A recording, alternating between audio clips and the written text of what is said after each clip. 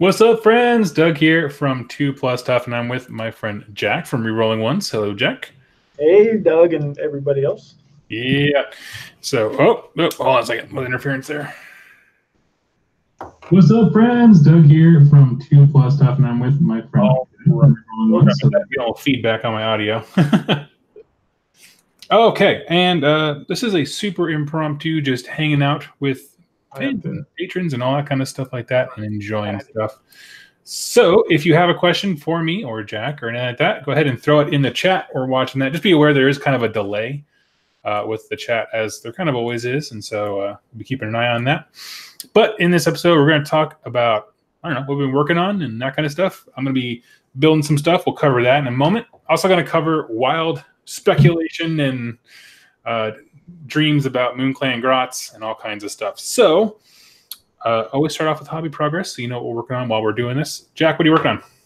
Well, what I'm working on right now is a Cell-Star Ballista from my Stormcast Eternal Army for tournaments. I got a tournament on the 17th and one on the 1st of December. And I'm trying to get all my Stormcast painted up.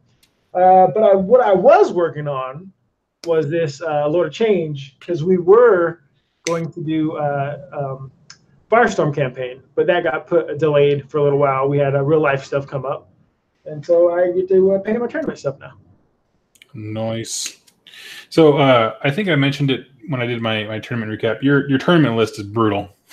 What my tournament list is it's something that people aren't prepared for right now. It's a lot of shooting, and people are. That was last edition was a heavy shooting. And, with the new rules, a lot of people assumed, well, shooting is dead now. And so they're just not prepared for it. So I've been able to win a tournament and come in second and do really well just based on matchups and just, shooting's not dead, Totally. Totally. Absolutely. Yeah. Let's see here.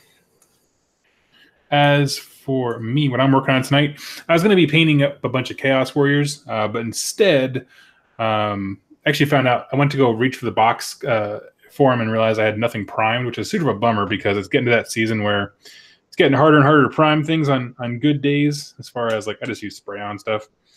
And so, yeah, instead I am building, I'm probably going to pan the camera down a little bit, building a whole bunch of, what are they called? Orc Storm Boys for 40k. We'll get to in a second the games we've been playing lately, but yeah, I played a game of 40k today and had an absolute blast, and I thought these would be a fine addition to the army. So yeah. How many points did you play? Do it. How many points did you play?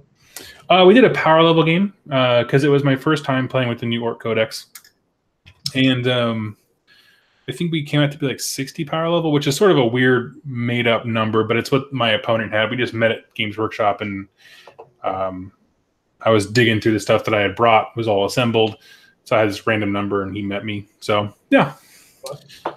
I like the power level stuff. I know not everyone's into it. It's not their cup of tea, but I've always had fun. I never had a bad game with it. I know it seems like you fall in and out of love with 40k. I remember you were really into it earlier when you had your Gene Stellar cults, and you had your Zinch that you tried to go, play both games with, Age of Sigmar and 40k. And did any rules changes coming out, or just this new Orc army that has really got you excited? I definitely fell out of love with it with the Gene Stealer cult because I hadn't played the game enough to understand that the issues I was having were with the army, not with the game. Okay. And so, like, it's in such a place, and this has been said to me by people who reached out to me after I told everyone that I was like, I'm done with Gene Stealer cult. There was like, it just is in such a bad place that it gives people bad play experiences if you try to use them. Okay. And so I kind of attribute a lot of my negativity towards the game towards that, because that was like one of the first armies that I had that I kind of went full bore. Like, I had enough to play a full game with. It just wasn't fun. So it was basically a very low tier army. Yeah, it was low tier, but in a way, I don't know if you remember when I was super not impressed with my Slaves to Darkness at the beginning of second. I said my criticism was I felt like I wasn't playing in all phases of the game. Like I didn't have a lot of spells. I didn't have a lot of command abilities, a lot of redundant stuff. It's the same thing with Genestealer Cult, but kind of on a magnified level. Because they have fewer things than even my Slaves of Darkness did. So yeah, that's basically it. Gotcha. But yeah, I know I really wanted to do Kill Team when that came out, and so that kind of like got me into that same mindset. And then I was like, well, if I'm going to do Kill Team, I might as well have an army to like actually play stuff later on. But I don't know. Then the store owner Matt reached out to me and said he had some stuff he was looking to clear out, and it was just a bunch of orcs. And then like a month later, the Orc Codex came out, so I was like, yes. So I have a question for you. Yeah. Like a personal question. How important in Age of Sigmar / 40k or pretty much any tabletop game is winning to you? How important is winning to me to my enjoyment of the hobby? Yes.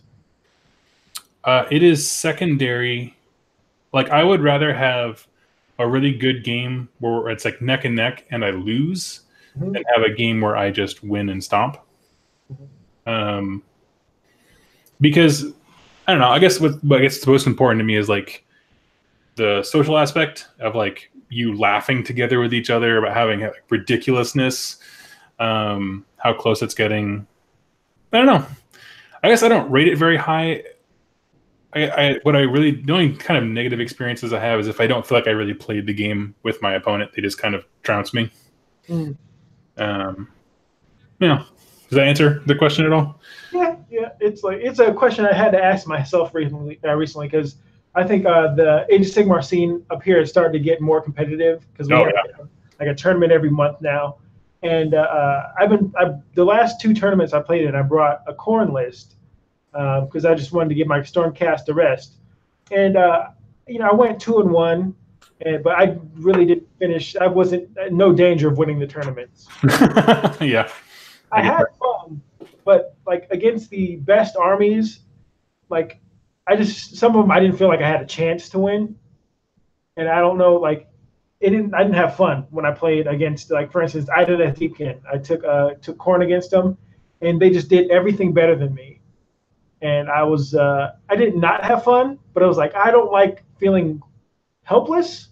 And also I remember the tournament, I think I played my Stormcast and I came in second. And it was the tournament that you and my brother played in.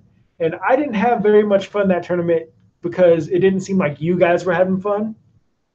And I like it when my friends are having fun as well. And so even though I did really well, I didn't have that much fun. It was like a tournament you got to buy in. And I was like, well, I'd rather all of us had fun than me win a tournament. I don't know if that makes sense. Hello? Uh-oh.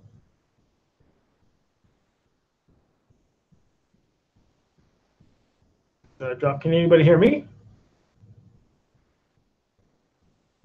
Hello, O Stoned. Can you hear me?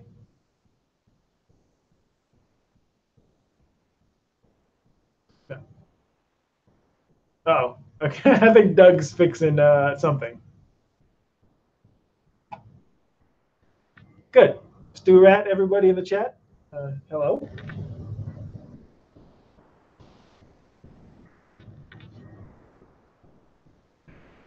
I have a question for the chat. Does anybody play like Silver Tower or the other older Warhammer Quest games for Age of Sigmar?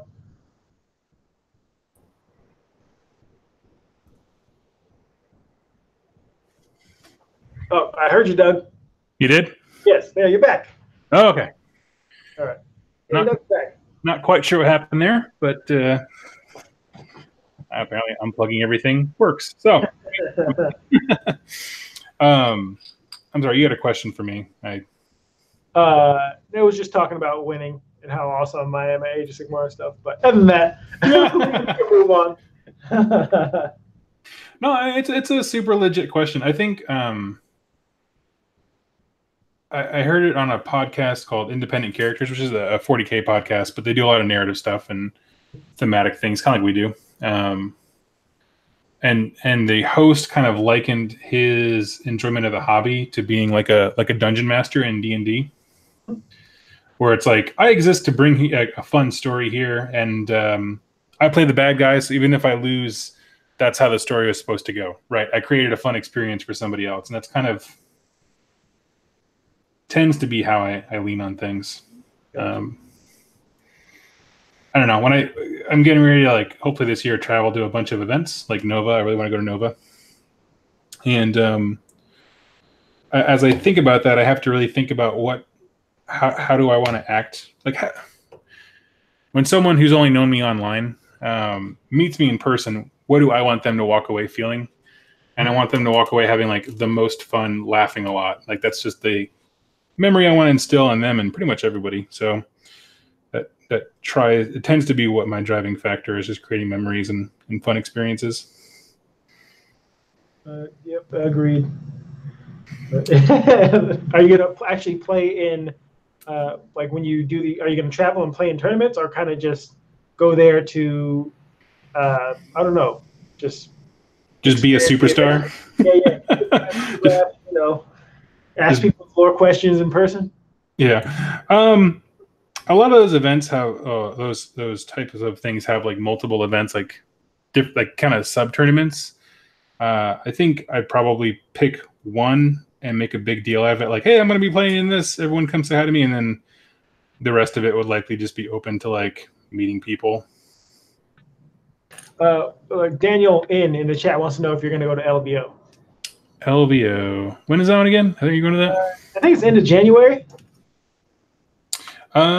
Probably not, because we're moving so late in the year. We need time to recoup.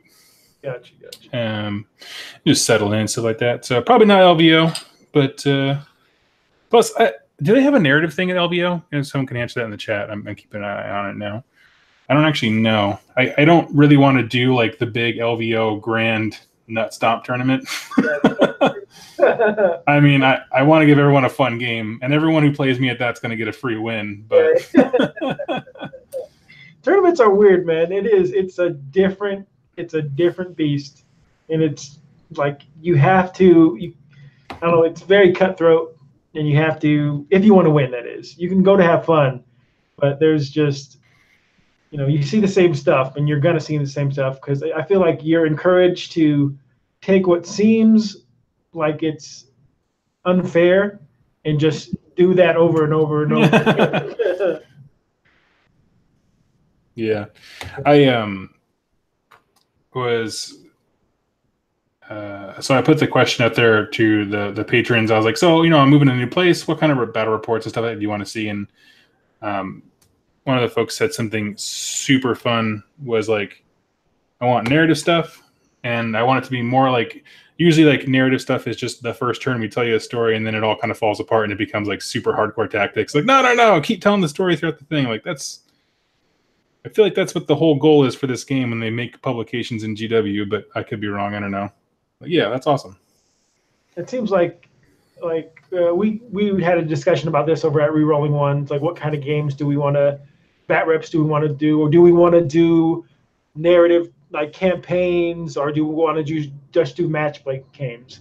Because it's like we're doing this skirmish campaign, and like peek behind the curtain. I'm not a fan of skirmish. I'd rather just play the game. But it's like it's a way to play, but like they're not the videos aren't doing very well as far as like if we would have just kept doing match play, we probably would have got more views and the channel would have kept growing. But it's like we had to ask ourselves, is that all we care about?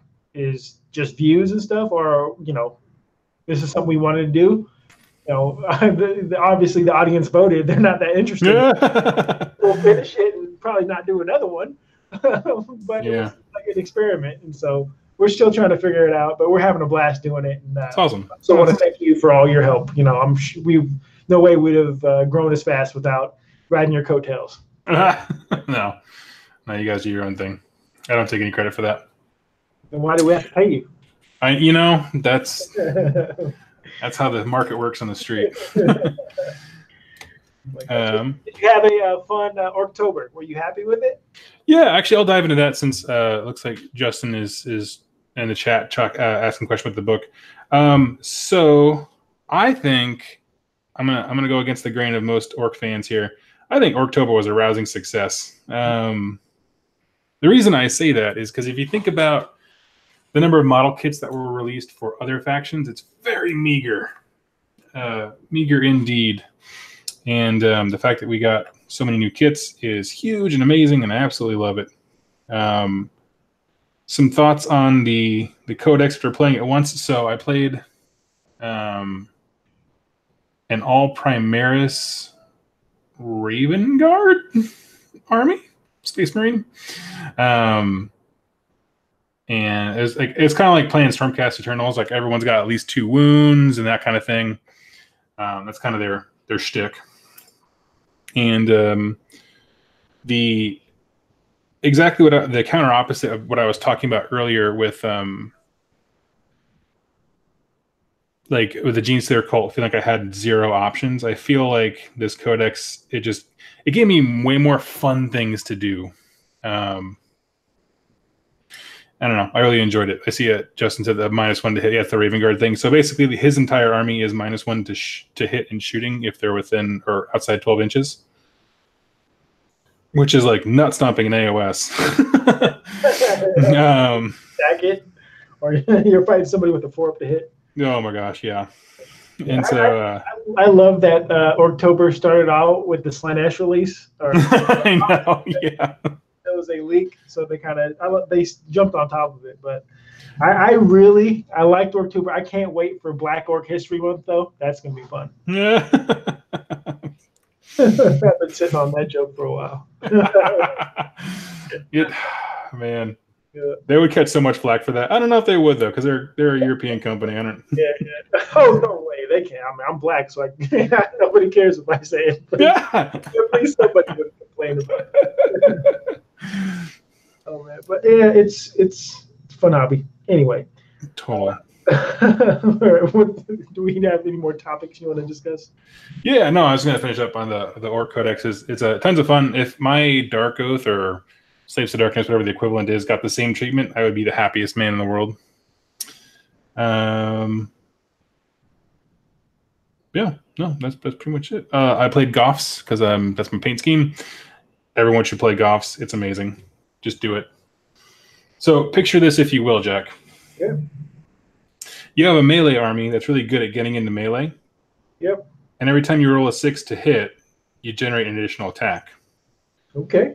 On when your basic dude can get 4 attacks just for showing up. That's good. Yeah, now I love it. So fun. I keep seeing stuff that gets me interested in 40k because I've never played a whole game of it. I've played a couple test games, but we were at Mox last night, which is a big local game store. Mm-hmm. We all showed up to have a beer, and I was watching some people play 40k, and this guy had an iPad with the GW. I saw that. And he was like, all right, 5 is the hit. He hit a button. All these dice rolled. And then, whatever to wound. And then the guy was like, okay. And he started rolling, dice one at a time because apparently some Terminator had some invuln save. Yep. All these dice and all these wounds went through. And they did end up doing 2 wounds to this. And I was like, I can't handle that. 2 wounds, really? Imagine if you rolled the dice. Oh, my gosh. That'd been so depressing. Yeah. If I see something, I'm like, maybe later. It'd help if I didn't have thousands of dollars worth of AOS unpainted stuff. And I'm like, and now I need to go play another game. I'm like, it takes me to paint too long as it is. Oh, I get that. I can also be relatively good at 1 game or mediocre at 2. I choose to be mediocre at 2. No, I know what you mean. I feel that same way.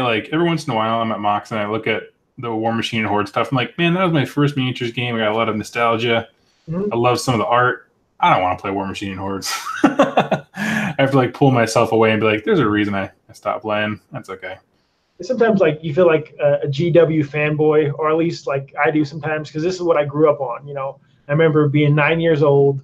Mm-hmm. Older brother, he's 6 years older than me, and he kind of he like made me play, because growing up in the where we grew up, there's nobody to play Warhammer with, and so he forced me to play with him. Because you're not going to be in the hood playing Warhammer. So he kind of saw it and was interested in it, and he made me interested in it, and that's kind of how I grew up into the game. Totally. That's awesome. Okay, let's jump into something AOS-y, because then we'll end on a Blackstone Fortress note. So Moonclan Grots were not spoiled, but teased, I guess is probably the better word. Yeah. We didn't actually see anything from them, but initial thoughts, what are you thinking? I'm excited. Like, again, going back to my first army was, in the 4th edition box set. Okay. With all those plastic high elves and the goblins, and I was playing the goblins. And so I've always wanted a Moonclan army, or Night Goblin army back in the day, where I always felt their skin should be paler, because they only come out at night and they live underground. Mm. I always thought of those fish that live in caves, that when you look at them, they're like all white and almost see-through. Yeah. I always thought, like, wouldn't the goblin skin be super, either almost like pale green, or almost like luminescent green or something like that, because they live underground. Almost like a anglerfish or whatever, like those ugly deep sea fish. Yeah, just stuff that lives in complete darkness like most of its life. I think they would adapt that way. Like, it's an army that I want, and I want to have it all painted that color, but I don't want to do that. So if I win the Mega Millions or something, I'll pay somebody to paint that army for me. Till then, it's just a thought. It seems cool. I was thinking about what kind of rules they'd have. Yeah. So I looked online to look at the new Warhammer Underworlds Night Goblin or Moonclan group, and I was looking at the spell that Zarbag has. It seemed pretty interesting, where he can cast it. I think it's on a 5-up. And you select one enemy unit within 3 inches of him. Mm-hmm. And they must retreat and do a normal move and retreat. And if they can't, they take D6 mortal wounds. And I thought that's awesome. Like, you have some really mean unit in your face, and you can get it out of there. Totally. That's really cool. No, yeah, especially if you put him next to, like, if you walk him up with your unit of like 60 ridiculous archers, you force the whoever's engaging both of you to fall back, and then your archers are free to shoot. That's super cool. Mm-hmm. Yeah, that's really good. And just like I really like netters, because they're -1 to hit. And the more I'm playing Slanesh and stuff like that, -1 to hit is huge. Yeah, it is. That's the bane of everything.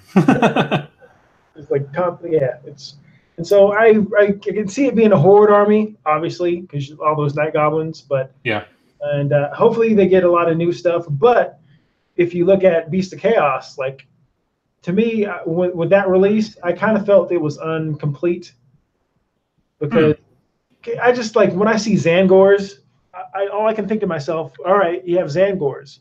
There's 3 other major Chaos gods. Where are the rest? So it just seemed like it was like, well, this is what we have. So exactly. Put them together, and here you go. And with the Beast of Chaos, they're not afraid to change War Scrolls. So if you look on to see what the Moonclan look like now, they might change all their stuff. So who knows?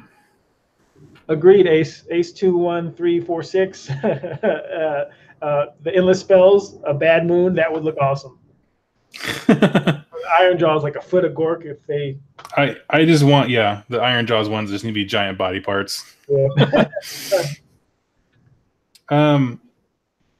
For me, like, so I also painted models in preparation for Firestorm that it didn't quite pan out, and that's fine.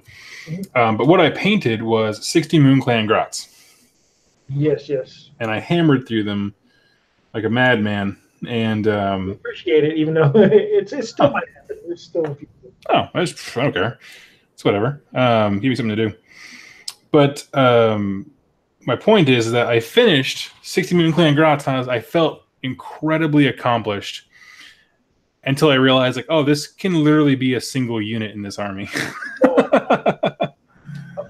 I felt you. I know you had this feeling too. I was just hoping that you had all those Moonclan Grots, and I was hoping they didn't come out with new models, just like when the this new Realm of Chaos, Wrath and Rapture.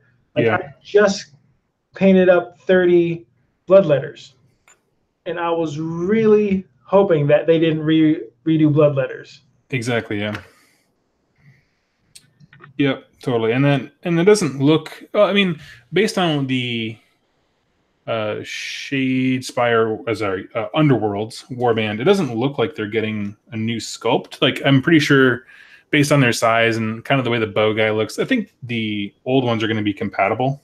Yeah. Well, if you look at even in the Beast of Chaos book, I believe like there are Beast of Chaos fighting a unit of the old. Oh book. Yeah, that's right. You told me that.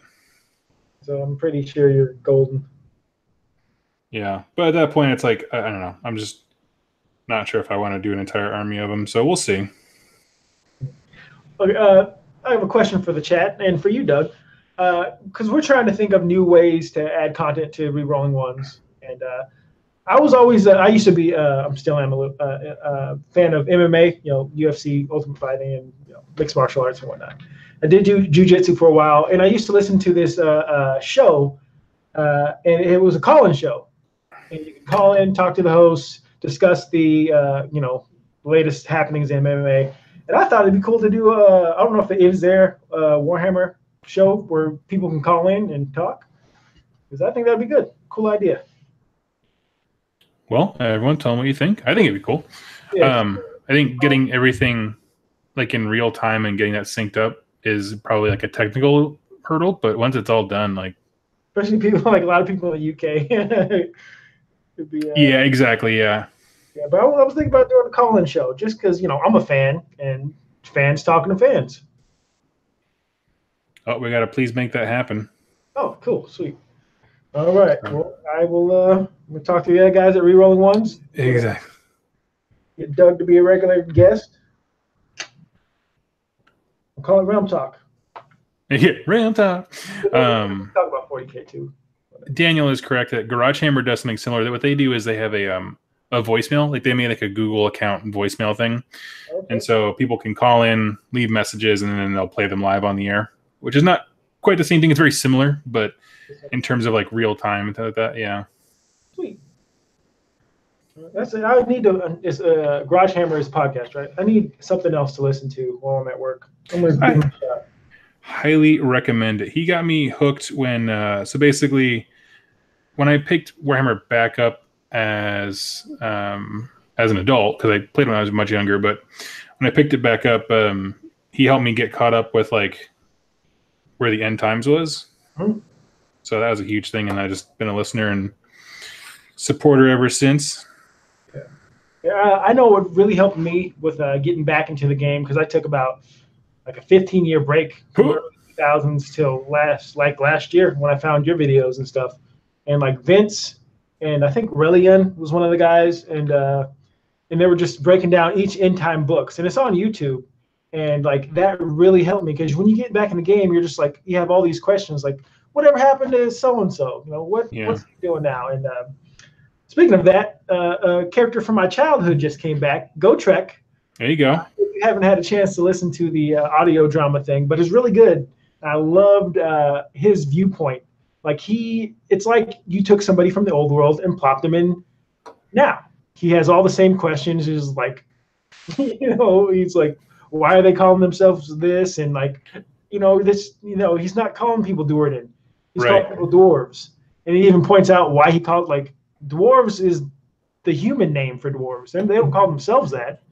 And it pointed out, like, you've been hanging around humans too much to call Duerden. Right. Like, oh, that makes sense. They wouldn't call themselves dwarves because that's not their tongue. Spoiler alert.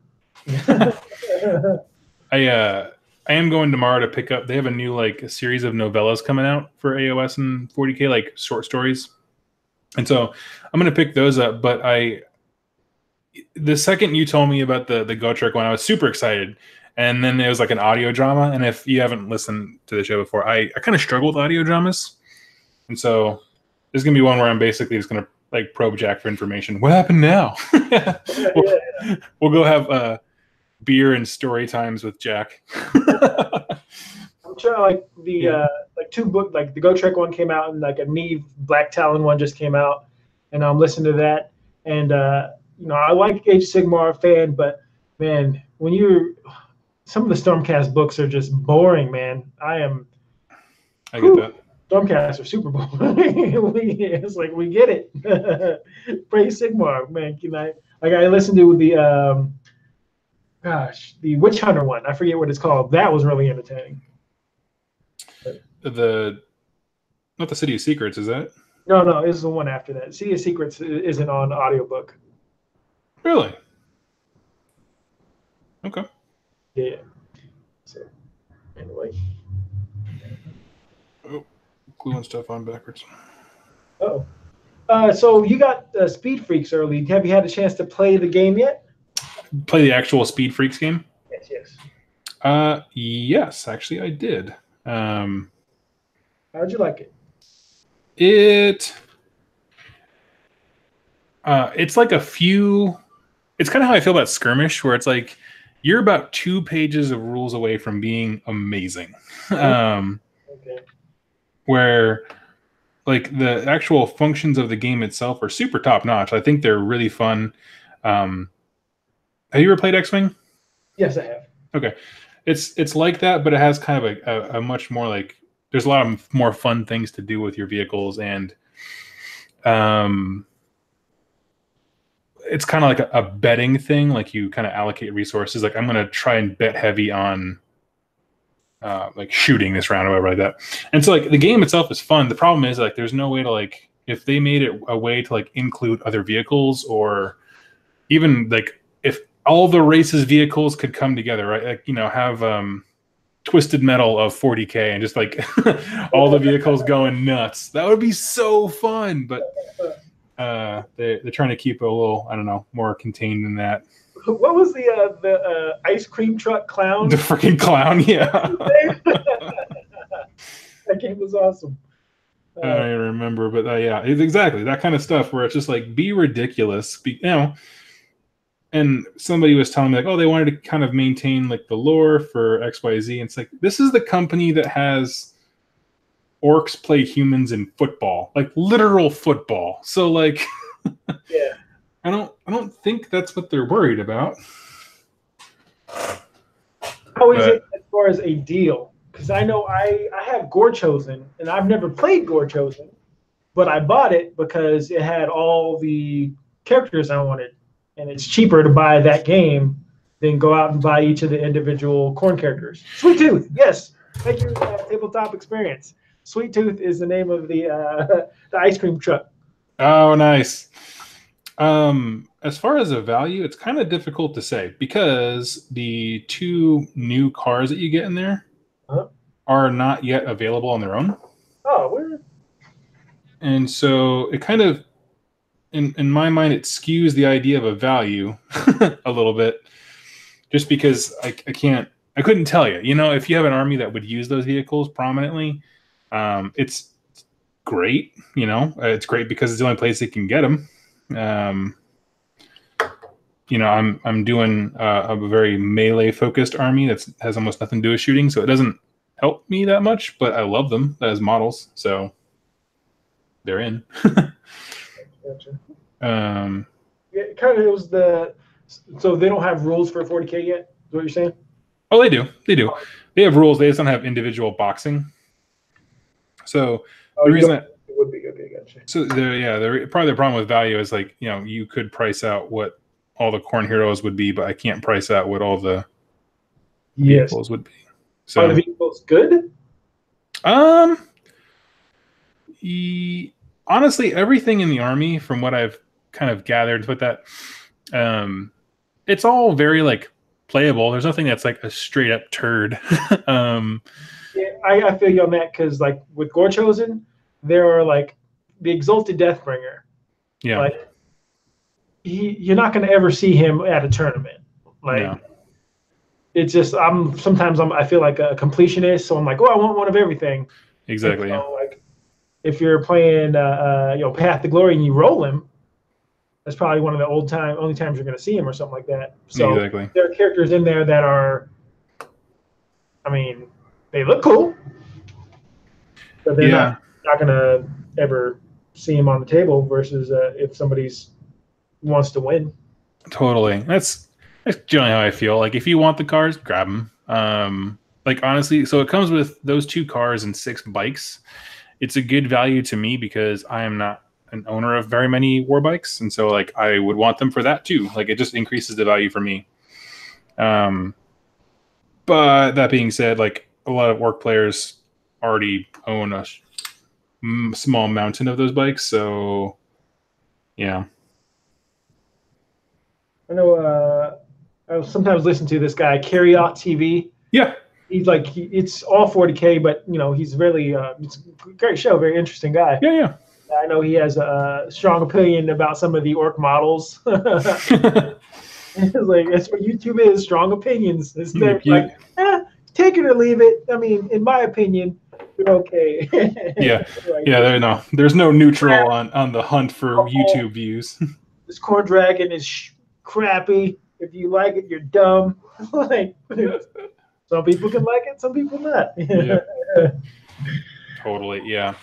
I don't know how I got on talking about Orcs again. But do what? Speed freaks. Oh yeah. No, yeah, it's they're cool. I mean, I love the vehicles; they're great models. But you'll find your own usefulness for them. I personally, again, like I traded in the big shooty plane to get a bunch of dudes with jetpacks because I'm all about the choppiness. So AP, that's like the rend of 40k. Yes. And so, does any of your attacks have rend? Very few do. Okay. So kind of putting in AOS terms, imagine like with my Chaos Army, all my boys are like Marauders. And then there's a unit of more elite guys who are called Knobs, and they act kind of like as Chaos Chosen, where like they are the big heavy hitters, better to hit, better to wound, and they have Rend or AP, whatever you want to call it. Now, like in 40k, can you get a 2-up invulnerable save, or 3-up is the best you can get with invulnerable? As far as I have never. Like I'm such a 40k noob. It looks cool. It does look cool. No. Yeah, that's cool. I don't know of a way to get a 2-up invuln. If somebody does, I'm kind of curious. I would hope not. No, I don't think so. Another best that I've been able to do with things, the myriad of armies that I cycle through on a monthly basis is a 3-up with my Zint stuff. But that was like, they normally have a 4-up, and then it's a special artifact that increases that. So it's a very like specific build.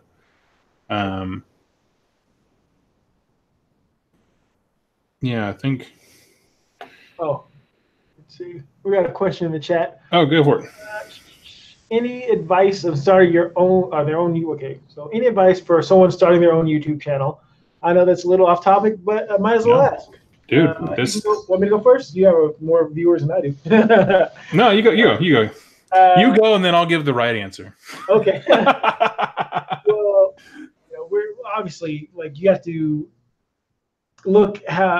temper your expectations because you realize how small of a universe this is, I guess, with tabletop games being then like filtered down to Warhammer, and then filter it down to Age of Sigmar, and then anyway, so like for instance, rerolling one, we just do Age of Sigmar, and so we're going after a very small audience, and so how we found our I guess looking for the right word, like just what we decided to do is we started with a Path to Glory campaign, and organically we came upon the sketches because I did stand up for 5 years. Mark is a very funny guy. Brent's a writer. And then just being funny and then trying to do a sketch and that catching on. Anyway, you just want to find out what you want your channel to be about and find a formula that works for you, and consistency. We try to get a battle report every Thursday, and as people are expecting that, and so, the channel seems to, or obviously it stumbled with skirmish, but it seems to be doing well. And so we're very excited and we're happy, and especially with the interaction with people and like saying that they enjoy what we do. It just motivates us to keep going. Totally. So I guess find out what your channel wants to be and just be consistent. Yeah, absolutely. And who asked the question? That was the tabletop experience. Tabletop experience. Well, that is a super legit question. And one that I love to talk about, so you can ask me anytime. Basically, my only things to add, I think Jack kind of nailed it as far as like, just have a vision for who you want to be.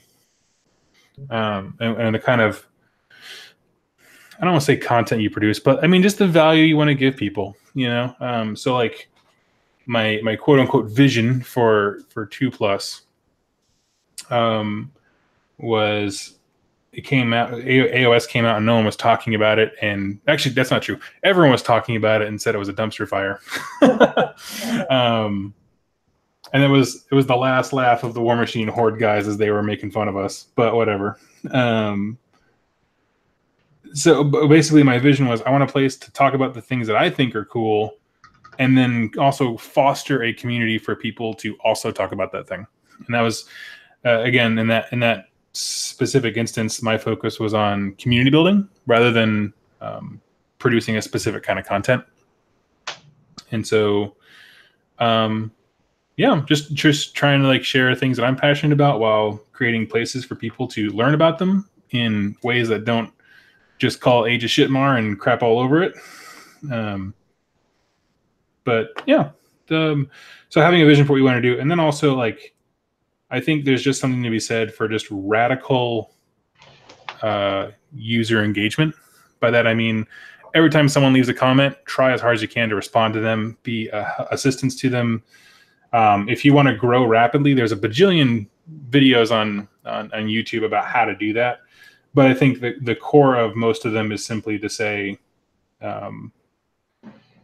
ask users to ask you questions, and then if you answer their questions, they will be grateful. And like, people just share things where they feel important. It's just a natural, I don't know, reaction. And so you get people excited, and they're excited, and they want other people to be excited with them. So they invite other folks to watch videos, and that's basically it. And you just do it for an extended amount of time, which, as Jack said, consistency is a huge deal. Okay, so I'm gonna spoil this, and Jack can have a good laugh. So I had in my mind, without anything, because he's a great guy, the who was the British gentleman that did AOS stuff that I was competing with for forever? Oh, Clickbait? I mean, sorry, Katetsu. Katetsu, that's what it was. He makes great content. Not gonna bash him. He hasn't made anything in quite a while. But the point I'm saying is that, like, if you just whereas patrons are okay with that. That was me saying that. It wasn't though. Yeah. The thoughts and opinions expressed here are not endorsed by all people.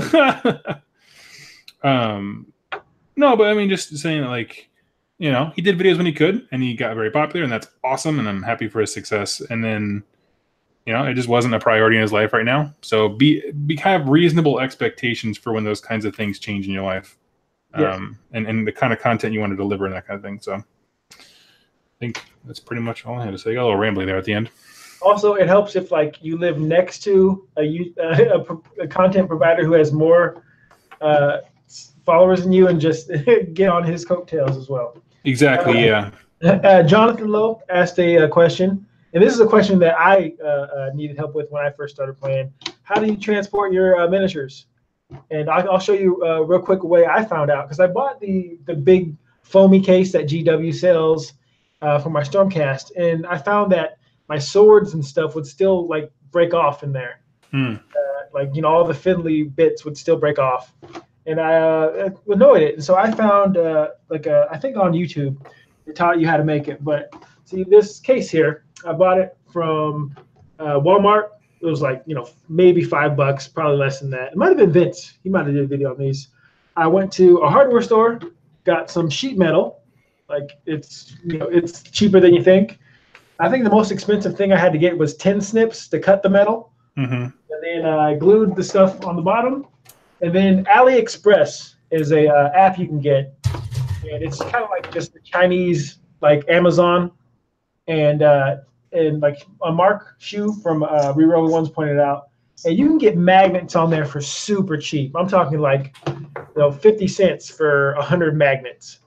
And so you get but on the downside, it takes like a month or two to get here. So order a bunch of magnets. They'll ship them here. And then you just glue magnets on the bottom of your miniatures.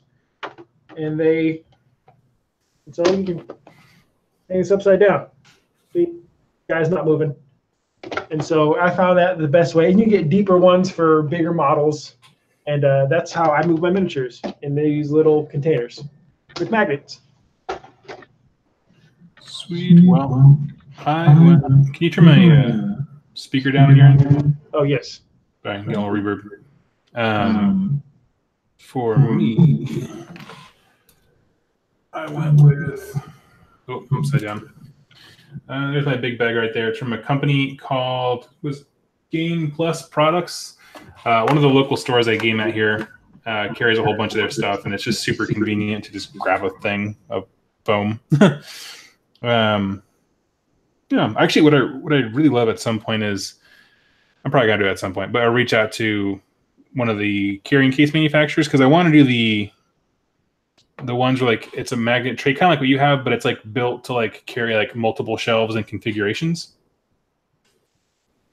Oh, I know what you're talking about. Yeah, I like those kinds of things. It looks like, but it has like a nice glass front door basically, so you can like gawk at your creation and then take it places.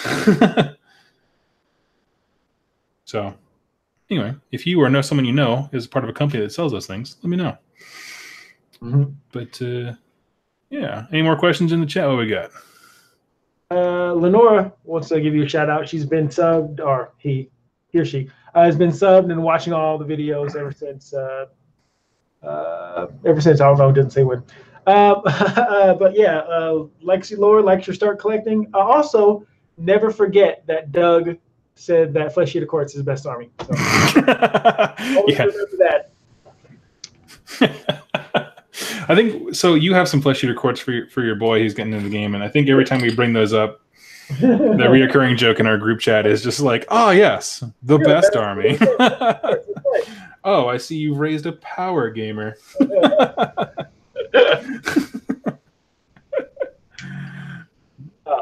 Since your Ilarial lore video, been a big fan. That is awesome. Yeah, dude. Ilarial is a super fun character to cover. Yeah, she is cool, and like she's actually, she's always been good, but now with free summoning, or you know, you have to pay for points, but now she's like almost an auto include because you get a free treatment or something else, and she's good.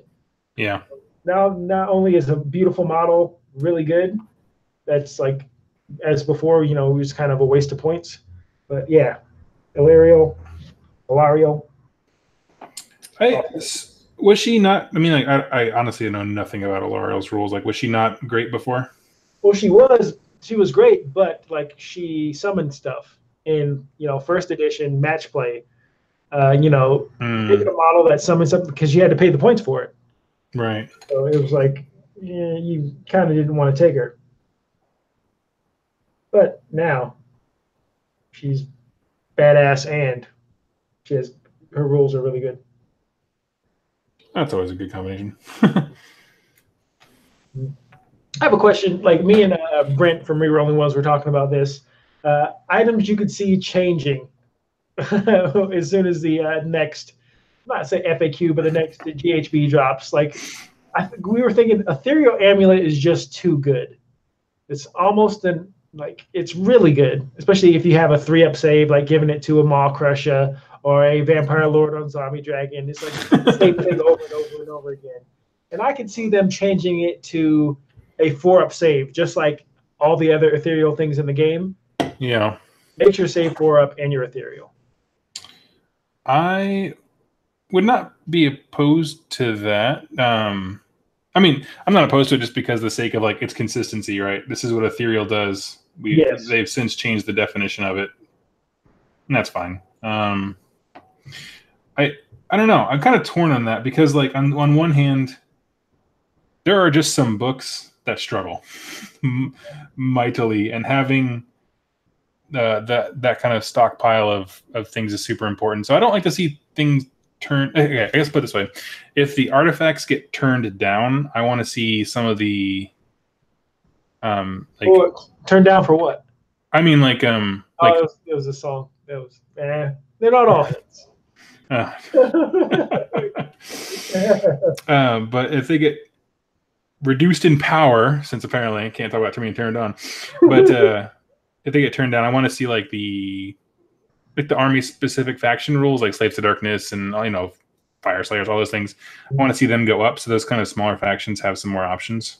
I don't know. Yeah. Okay. Where would you? Okay, with Moonclan coming out. Okay. Like, if you had to predict, where would you see them fitting into the meta? Like, as far as like, you think they're a top 5 army? You think they'll be somewhere in the middle? I'll give you my answer. You can give your answer first. Okay. As far as where I think Moonclan Grots will fall, I think they're going to be middle to high, and I think what's going to keep them down is the sheer number of models that you need. Like many players will just not be tempted to play them because of the investment. Because even now, there's no. Obviously, there are a lot of Sisters of Battle players because they're kind of rocking the tournament scene. But even that, it took quite a while for that population of players to build up because of that, because they're so expensive. There's so many girls and all that stuff. So I think it's the size and scale of what you have to paint to be able to play at some of these events is going to definitely keep them kind of middle of the road in terms of how much we'll see them. In terms of power level, I don't know. It depends on what their rules do. Like, what I imagine Moonclan Grots doing is being like a spoiler army. Like, I want them to do debuffs. Like, thematically, I don't see them having powerhouse units. I see them making everything in your army suck so that they can fight you. It doesn't matter if you're 2 foot taller than a Grot. If he cuts you at the kneecaps and you fall down, now all of a sudden he's taller than you. That's the idea.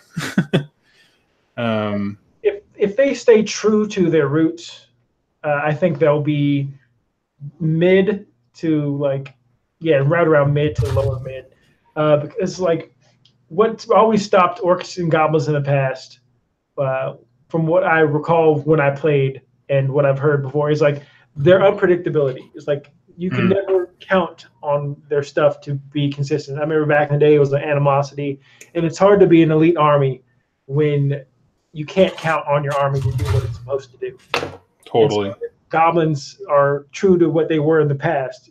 And that's flavorful. That's what they're supposed to be. You're not supposed to count on them to do what they're bees. So hopefully they're mid tier, but because I would hate to see every army that comes out is the best army. Oh yeah, no, I don't think that's going to happen. I don't think Beast of Chaos is. Of course, we haven't seen enough tournaments yet, but I don't see them being a top tier army. And I think Oathstone pointed something out that I agree with. I wish GW had the ability to make armies like KO relevant sooner, because the release schedule makes armies useless for years at a time. Hopefully, the GHBs will fix that. But I played Khorne in a couple tournaments recently, and I felt like Khorne isn't like. There are other armies who need help first before Khorne does, but Khorne needs help. Like one of those things. Like I know there's armies that don't even have books yet, or don't even have proper rules or something.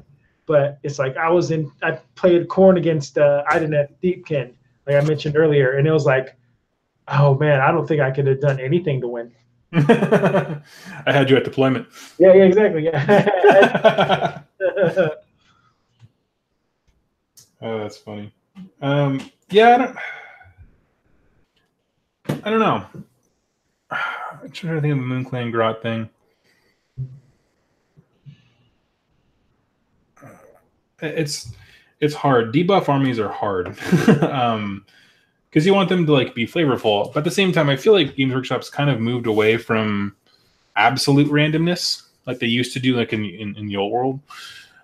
Just in terms of like orcs used to be incredibly random, and so was Chaos Demons, but they in both 40k and I feel like a lot in AOS they've moved away from like the uber random bookkeeping randomness, whatever.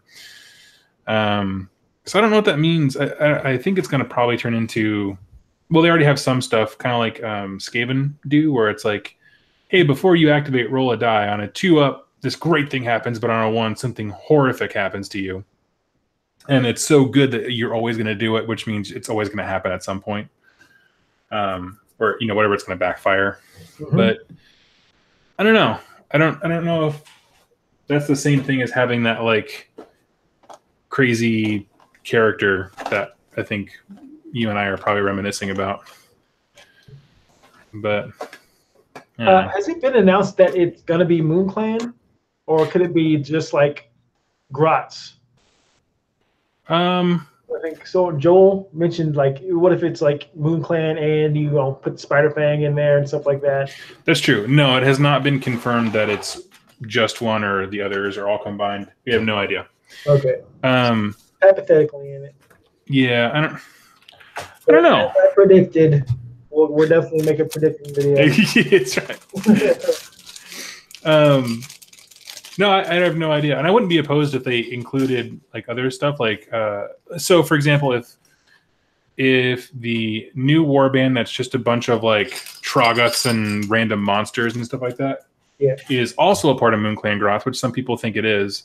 I wouldn't be opposed if they put all of the troll type stuff in that kind of same umbrella, that same book. Because then you have your control hags and all stuff. That would open up a lot of possibilities. Because then you got some real beefy units as options, which would be super cool.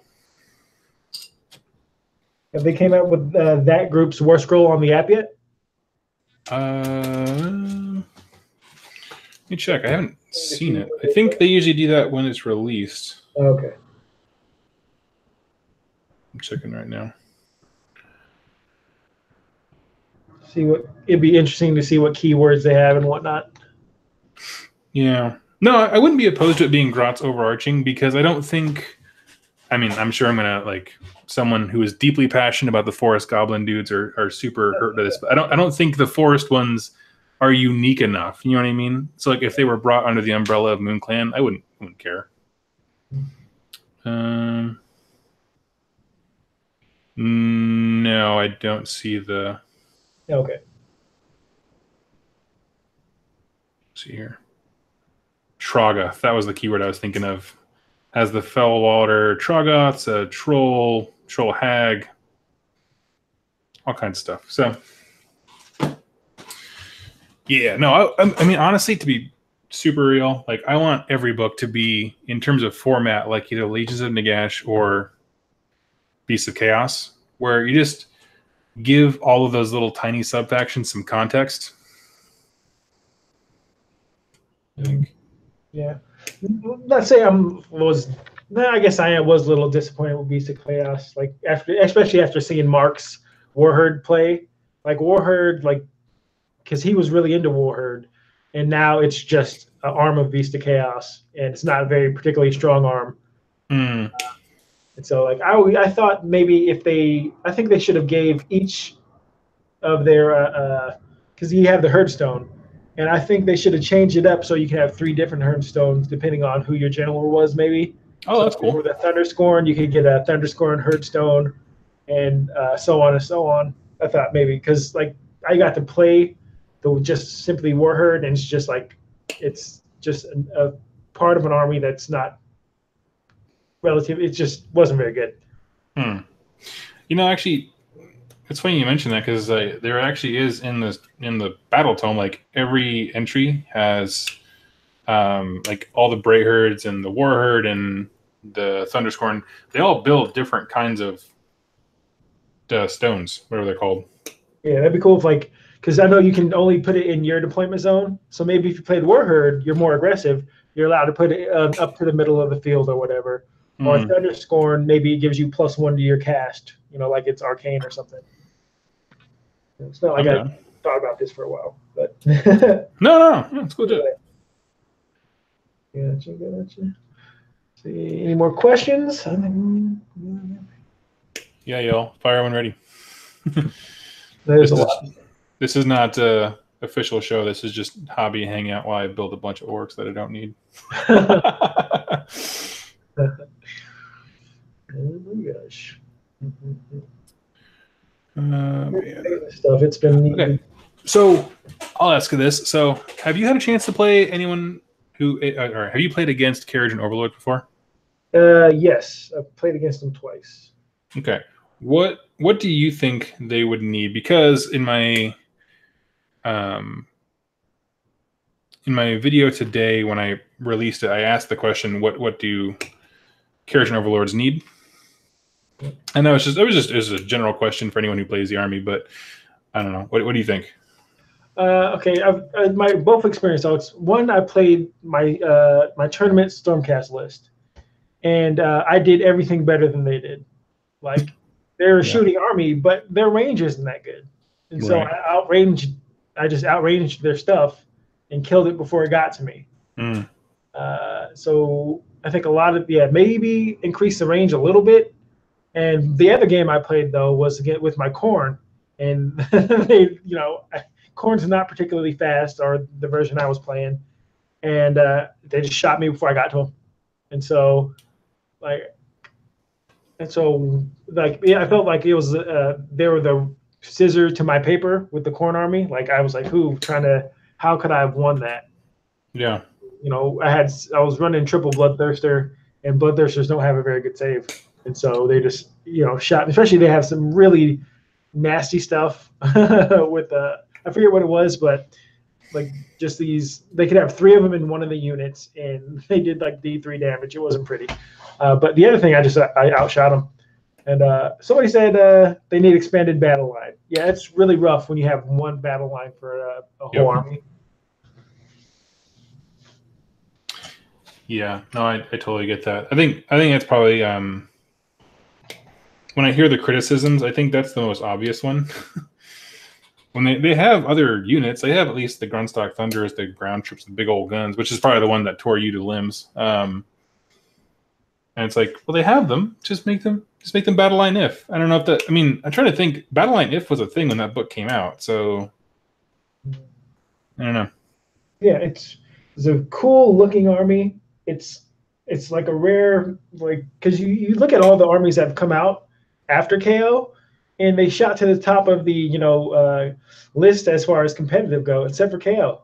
It's like they just got hit with a Nerf bat, and now they're just kind of like, well, what's next? Can we get a little love?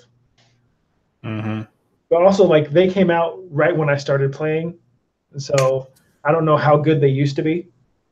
All I know is people are complaining about them now, but they look cool.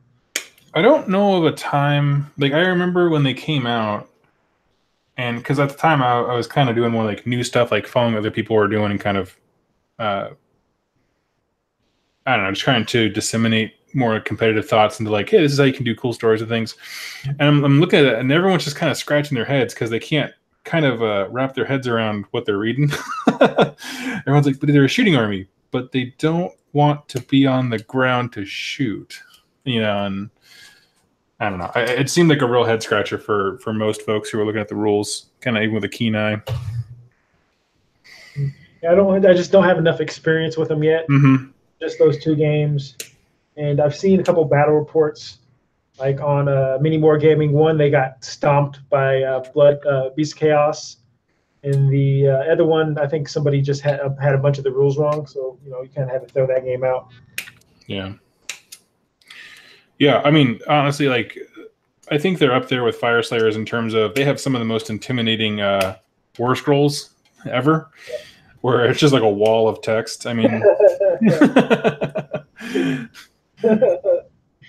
that stinking Magmadroth, like it's just, it's got a rule for everything.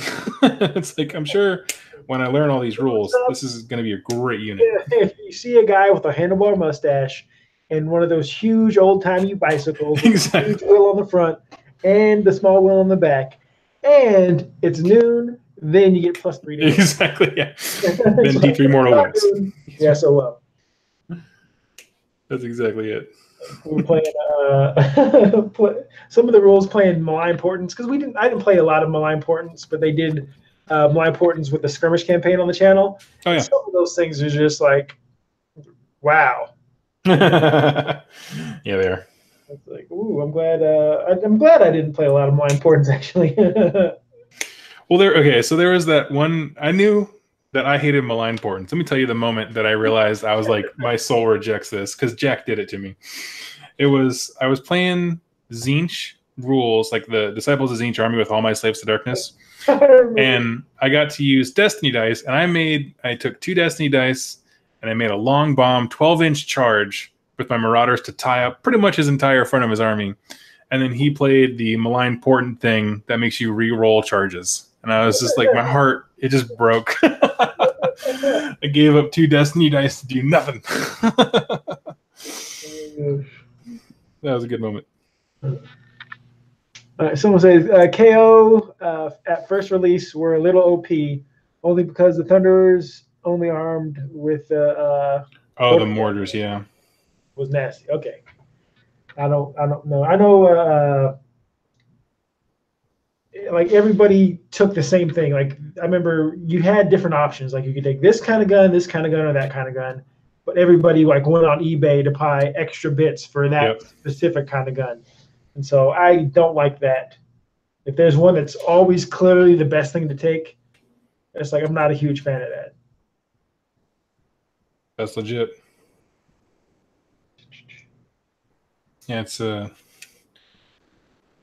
don't know. It's tough sometimes. Like I can't imagine how hard it must be to balance that kind of stuff out. But you know it's wrong when you see it. You know what I mean? Yeah. There's always like it's like that with magic items and stuff like that. But like, yeah, how do I take this though? It's not. So in like sometimes I find that when I'm playing on re-rolling ones doing a battle report, it's like, but I take this same setup every time. But it's like, but why would you take something else? Exactly. And so that can be frustrating because I'm like, I like seeing different things. And so, for instance, this last battle report, I took an Icon of Infinite Excess, which I actually used wrong because apparently it's models within 8 inches, not units. So I still would have won anyway. But I don't know, man. Yeah. But it's like I took that because I always take the other, like something else. I'm like, that's why I kind of like not kind of. I like the malign sorcery items because it just gives you so much options. But you also end up taking the same items again with there because there's clearly better items. Mm-hmm. Mm-hmm. So I totally get that. So are you 100% getting rid of your Iron Jaws? Yeah, I am. Okay. You hear that, people? You have your chance to own 2+ stuff Iron Jaws. I might buy them, seriously. I might buy them. Recent rumblings from the art community suggest the market. We're going to have an auction. No, I mean, I haven't actually explained this on the channel why I'm doing it. So I made a big deal about why I got the Iron Jaws. As far as like why I'm selling them, so I built them, I paint them, I'm happy with the paint scheme. I'm kind of at that strange point where I'm like, I could just start to buy more things and optimize like a good 2,000 point list. And the more I played them, because I played several games with them now,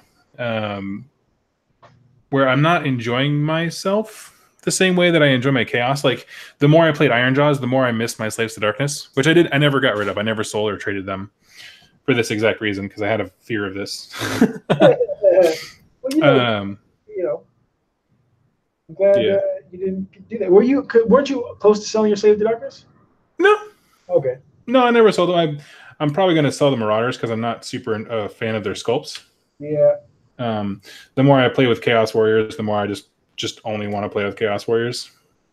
They're fun. They're definitely an anvil. Yeah, dude. You got to find the hammer, and which Yeah. with Slaves of Darkness, that's your trouble. Yeah. Like, it's a 2015 army, and it's like there's not a lot of teeth in it. Totally. And so when it comes to the Iron Jaws, the thing is like with the Orcs for 40k and the Chaos stuff, if you haven't seen my Instagram, I did a lot of conversions for Chaos heroes. Like I have all different kinds of sorcerers and. Oh yeah, they're beautiful. Yeah, dude, I love them. It's so much fun. She's originally like a wood elf, right? Do it. Your sorceress was originally like the wood elf. Yes. Yep. And she's wreathed in flame and got a couple brimstones dancing at her feet. So go check it out if you haven't seen it. But the point is, like, for this army and for that one, the more I play with them, I get excited about conversion ideas and hobby ideas and way to paint things and all kind of stuff. And I just didn't have that. I wasn't getting it with the Iron Jaws. And so I was like, this is not an army I'm attached to. I don't have that same inspiration level thing.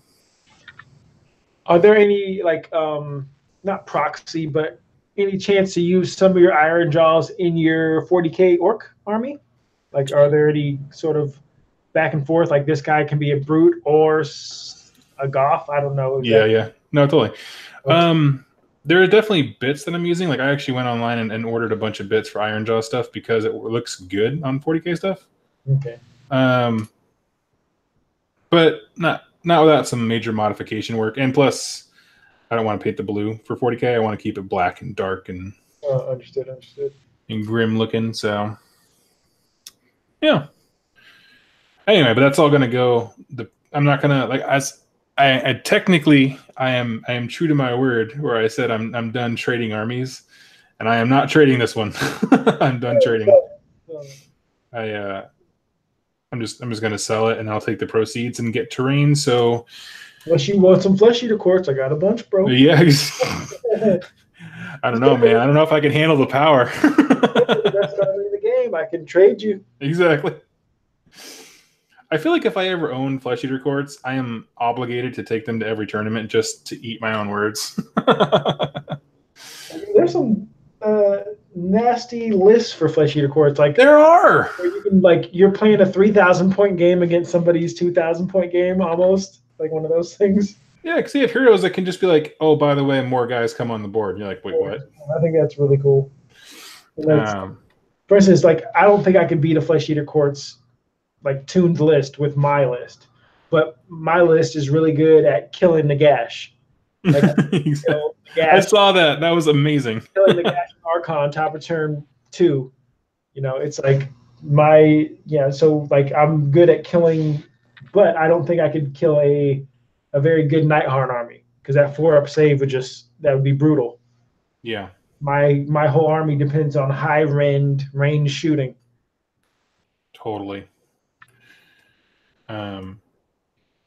Yeah, no, I didn't. How many do you kick out a ton of shots? Yeah, well, I have 4 of the Celestar Ballistas and I have 9 of the long strike crossbowmen, and then I'm doing anvils of Sigmar anvils of Helmhammer. So I'm shooting twice with the long strikes, and then I have a Lord Aquila who can teleport him out of harm's way. It's a lot of shooting. Okay. It's like Aether Strike Force was my jam in first edition, and so this is like my way of recreating it now. That's legit. And also barf inducing. It's how you make friends. I wouldn't want to play against it. It'd be annoying. It's killing people's cool things. Totally. Okay, I got some questions over here. Oathstone says raffle some Ard boys.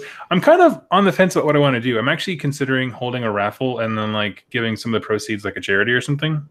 Like if I make it a big deal, or if Jack buys them, he just has them and they're going to be on rerolling ones for forever. There we go. So no pressure there. I offered it to him first because he's the one who gave them to me. And I'm like, if you want, yeah. But either way, the money's. Go ahead. It's just how I don't know how fast you want to get rid of them because it's like, all right, let me check my finances. Like, okay, but well, especially with like peak season coming up, I'll have the money, but I don't know if you want to sell them this month or you're gonna hold on to them because I'll buy them next month.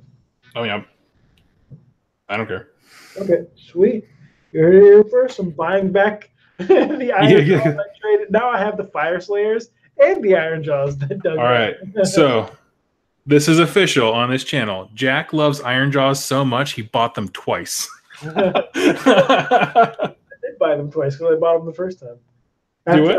Somebody quit the game using my Stormcast list. So you bought them from him, though. He didn't give them to you, right? Yeah, I bought them. Oh, yeah, and you're going to buy them back from me. That's twice. Yeah, you're right. You're right. Yeah, that's funny. So that's how you know that he thinks they're OP. And Joel asks, how easy are these Slaves to Darkness warriors to magnetize to dual weapons or shields, depending on what faction you align with? Faction doesn't matter when you align with them, but if you are asking like how to magnetize Chaos Warriors, it's the easiest thing ever because the way they're sculpted, at least currently, the torso of the model has the arms attached to it down to like the elbow, and the elbows are like going straight down parallel with the body. And so all of the like the forearm elbow up to the hand with whatever it's holding, double weapon, whatever, or shield.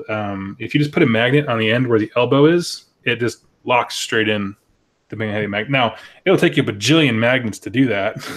It'll be a lot of time, but it's not hard to do at all. Also with like Chaos Warriors, I don't know if it's still the case because like when I was first getting in the game, it was like peak when people hated Age of Sigmar, and so eBay was just rife with people's Chaos Warriors. And so I don't know if it's still like that, but eBay rescues are really good. It's a thing. Like you can go on eBay, and Chaos Warriors used to be dirt cheap on there, so you can check that. Totally. Yeah, I mean, I was saying earlier, like I'm planning on getting rid of the Marauders because after seeing the Dark Oath stuff, I don't like the way Marauders look when they stand next to them. But to that end, I'm going to invest heavily in Chaos Warriors, so that holiday bundle looks great, and I might actually try the magnetization thing. Yeah. All right. So, Oathstone asked, what is better for an ally, Rune Sun or Rune Father on Magmadroth? My thought is Rune... Ooh, that's actually a hard question. I like Rune Father. Because I like his latchkey axe, the big mega axe. When it hits, it's devastating. It's just getting it to hit. Yeah. And you have any thoughts, rebuttals? I've never seen I don't know what the Rune Sun does. I've only seen the Rune Father played. Oh, good point. Yeah, because I have all your Rune Suns. Packed away. Sorry about that. If you're done painting them, I can give you an answer. Chop. Let's see. Corey Garrett, tell me your thoughts on buying Chaos Chosen units. I have yet to do it just because most of the Chaos stuff I have is actually bought. I was already pre-built, so I haven't actually invested a lot in new units. And I think they're online only. I don't know if that's accurate, but for some reason I never see them in stores, so I never think to get them. But I have yet to play them, but Mark has, and he stands by them wholeheartedly because they have rend, which is something that entire army is sorely lacking. True. So I was telling to someone, like, if Slaves to Darkness, like, if they had a prayer list and one of the prayers was pick a unit and they get rend, you can only use this once per turn, it would revolutionize that entire faction. That's all I need is just some rend. I have what do you guys, also in the chat, what do you guys think? Do you think Dark Oath will be its own thing? Will it be an addition to Slaves to Darkness? Will they be, the same, like maybe a War Herd and Beast of Chaos, it's the same army, or War Herd and Bray Herd, it's the same army? Or do you think Dark Oath and Slaves to Darkness will be completely different things? Also, the new Total War expansion came out today. Anybody play it? Also in the chat? I think it came out today or today. Oh, sweet. On the Total War thing, I am once we get settled in the new place, I'm going to invest. Basically, all I need is a video card for this computer, and it's all set to do Total War. It's got everything it needs. Well, I'm down to play with you. I'm getting to the point where I don't pause it all the time, and when I Don't pause it. Yeah, I pause it and give my guys orders.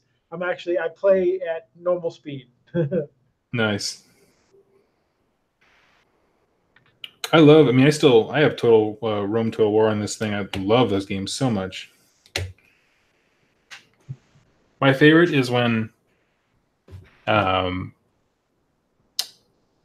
basically, you're going to lose a game. Like you have like maybe an eighth of what your opponent army is, and so you just try to string it out to see how many you can take out.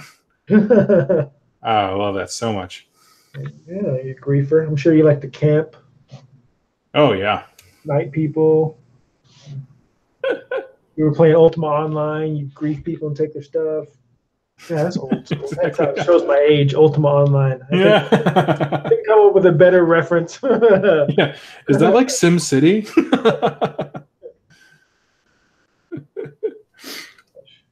I see. We got some interest coming in here. I think it'll be its own thing. Yeah.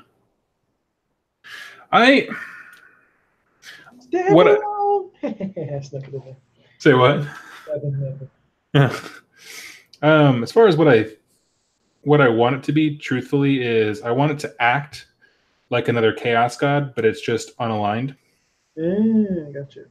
So I want them to have access to Slaves to Darkness because they fit the Viking. Like their aesthetic fits, I think, better than any other Chaos Gods. Like in terms of Chaos Warriors being in blank army. Mm-hmm. But I think it'll have a whole host of new units and stuff like that. Like I want it to be exactly what the Chaos God books is, which is like, Dark Oath heroes can take from this table. Mortal Dark Oath, not Dark Oath, but Mortal Chaos, whatever's can take from here.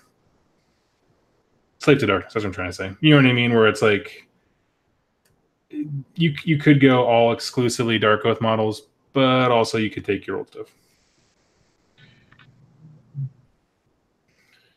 And I say that just because I think the aesthetics are so dead on that it'd be so dumb. Mm-hmm. But I'm saying it right now. If that's the case, I'm selling all my stuff.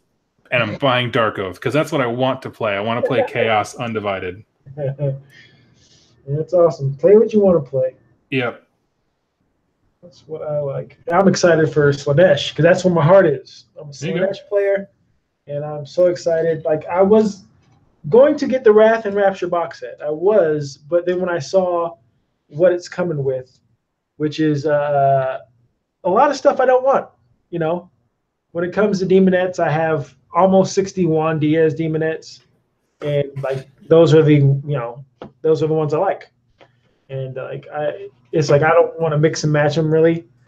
And but I need chariots, and no chariots look like they're coming in that box. And I have enough bloodletters. The hounds are cool, I guess, but I'll probably just wait till all the stuff is sold separately.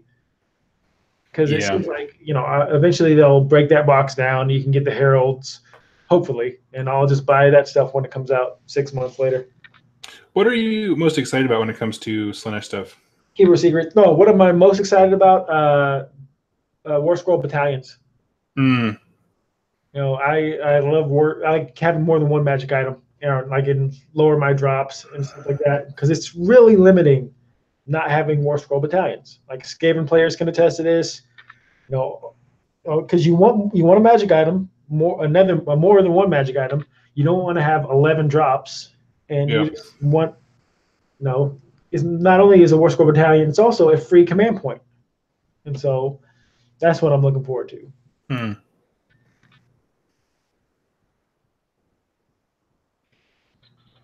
Solid choice. I think that's something Vince also said on the last time I was on Warhammer Weekly. We were chatting beforehand, and he mentioned that he heard my video complaining about Slaves to Darkness. He's like, "Well, at least you have battalions." I'm like, "I don't think they're that great." And then he was explaining to me the Slanesh problem of like, "Yeah, but if you don't have them, you can't do X, Y, Z." I'm like, "Oh, yeah, that's legit."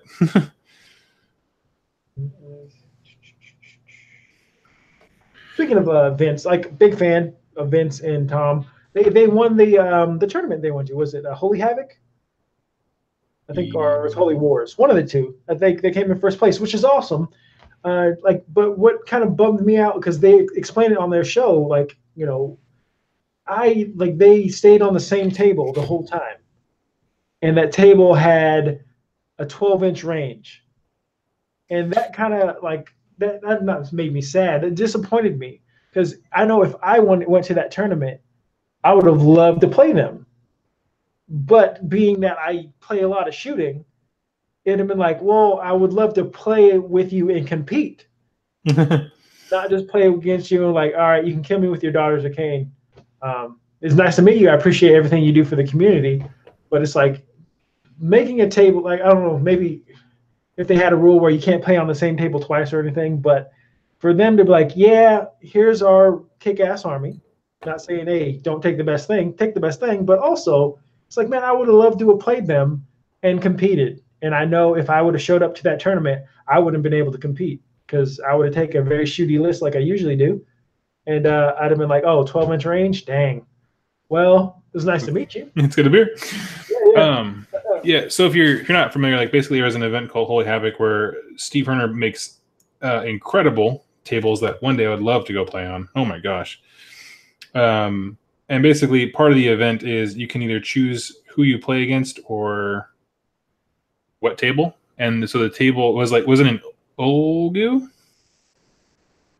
Kind of, it had some realm feature where like everyone, like all ranged attacks kind of petered off at 12 inches. And so, yeah, I don't know. And I also wouldn't have done that with what they did. But my thing is more like we were talking earlier about like what kind of experience I want people to have when I go to an event. Like, if I had the choice to choose my table or choose my opponent, I'm gonna pick the person that I think that I could make their day and go play with them. But that's who I am. And so we have different, that sounds like different interests, you know, when it comes to what we get out of games. So with that, so yeah. I don't know. What do you guys think of that format? Especially like, actually, let me just broaden that up. What do you think of using Rumscape features in games? I personally like it, but that is me. Like I played like the tournaments that we've been having up here. The past 2 or 3 of them, we use Rumscape features and rules, and it's. I'm not a huge fan for a tournament because it just makes the rich richer. Like giving the Gash every single spell for that realm. The Gash doesn't need help, and I remember, I played against a Legion of the Gash army, and so in the realm, the table rule was we couldn't run. And you have the guy ran spells, so he just used the mirror pool where he could teleport 18 inches, and then just proceeded to rain down hell upon me with his magic. And there was nothing. I mean, I couldn't do anything, and it was just like this. Just seems so tailored for you to really just hurt me. Yeah. Then I proceeded to shoot him off the table. But I felt bad for like half a round, man. No, but it was like, yeah, that was one of the things. If against another army, that would have sucked. But again, so my brother was playing a Nighthaunt player, and his whole army flew, so it didn't matter that he couldn't run. And so I was like, man, that really sucks. It makes it. This game already isn't chess. It's not an even game, but to make that swing even more, it's like, I mean, it's. I think you want to make it as even as possible without it being chess. Interesting. Rant over. Yeah. So we're going to put Jack in the maybe category. My opinions. Just my opinion. No, it's all good. I mean, I'll be honest, like, if you're going to do them for an event, they need to be, there are some fun ones, I think, but you need to be very hardcore about how you choose which ones you use. For example, like the no run one, I think that is a negative play experience for some armies. Yeah, because you're not moving, you're just like sitting there. And because in the next tournament that we did, we're using them again, And I 100% knew they were gonna, because it was taking place in the realm of Chamon. And one of those rules is there's no rend. And if you put my army on the table, there's no rend. It's like that really does, it hurts me because I'm a high rend shooting army. Yep. And I was like, wow, that sucks. And so I didn't take my army. I took Khorne. Yeah, I think I'm more a fan of the Realmscape features that don't. I don't feel like they should negate a core mechanic of the game. Yes. So like I think run is a core mechanic. I also think running is a core mechanic. And I think 12-inch range is a core. You know, that's if you're making maxing everybody up at 12, at least make it 24 or something. That's brutal. Well, I wouldn't even mind like. So what was the rule? No shooting at 12 inch. No shooting or casting spells further than 12 inches. Yeah, no, I wouldn't mind if it was like a -1 to all those things. I wouldn't care. Like, you know, I mean, make it foggy, you know. But to say none is like, whoa. I don't know. Kenzie McKeever says, I think it's cool narrative play, but I think it can skew results. Yeah, totally. I think it's and list building, exactly what we're talking about. Yeah, this one round just hosed Jack's list, and that's exactly what it is. Let's see.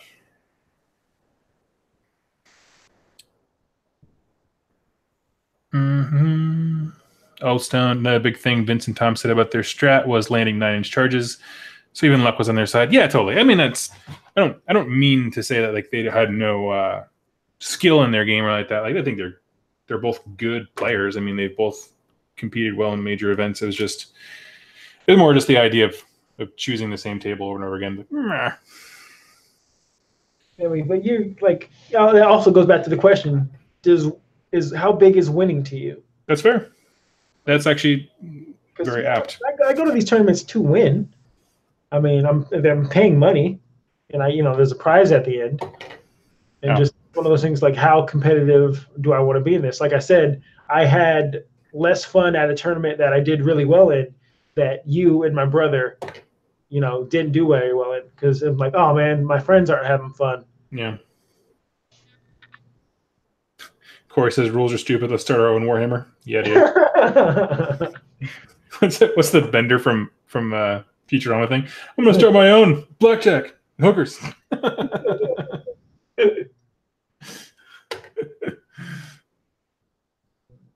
Okay, so I got a bunch of stuff with the glue's drying here. One thing I want to chat about is I got something in the mail today. Where to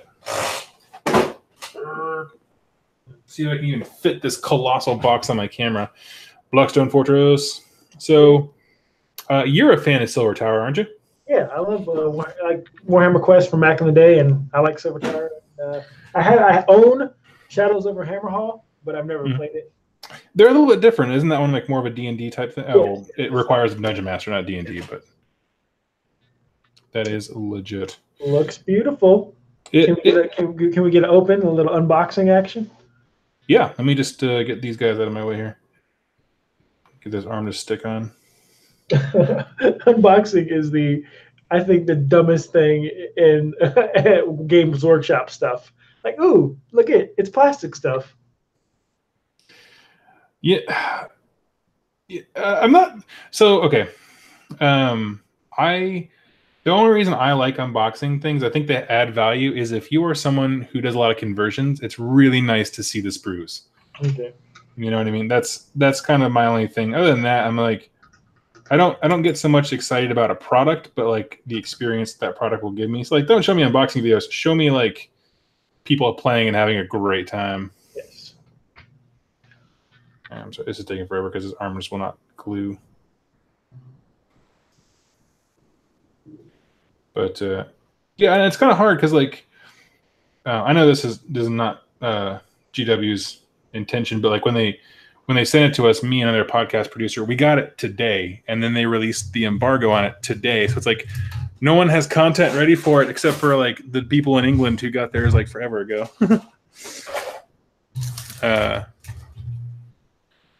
All right, let me make some room here. We'll bust this Blackstone Fortress box open. All right, people in the comments, start loading up questions. If you have any questions about it, I'm happy to go through it. I'll give me some downtime to clean up some boys.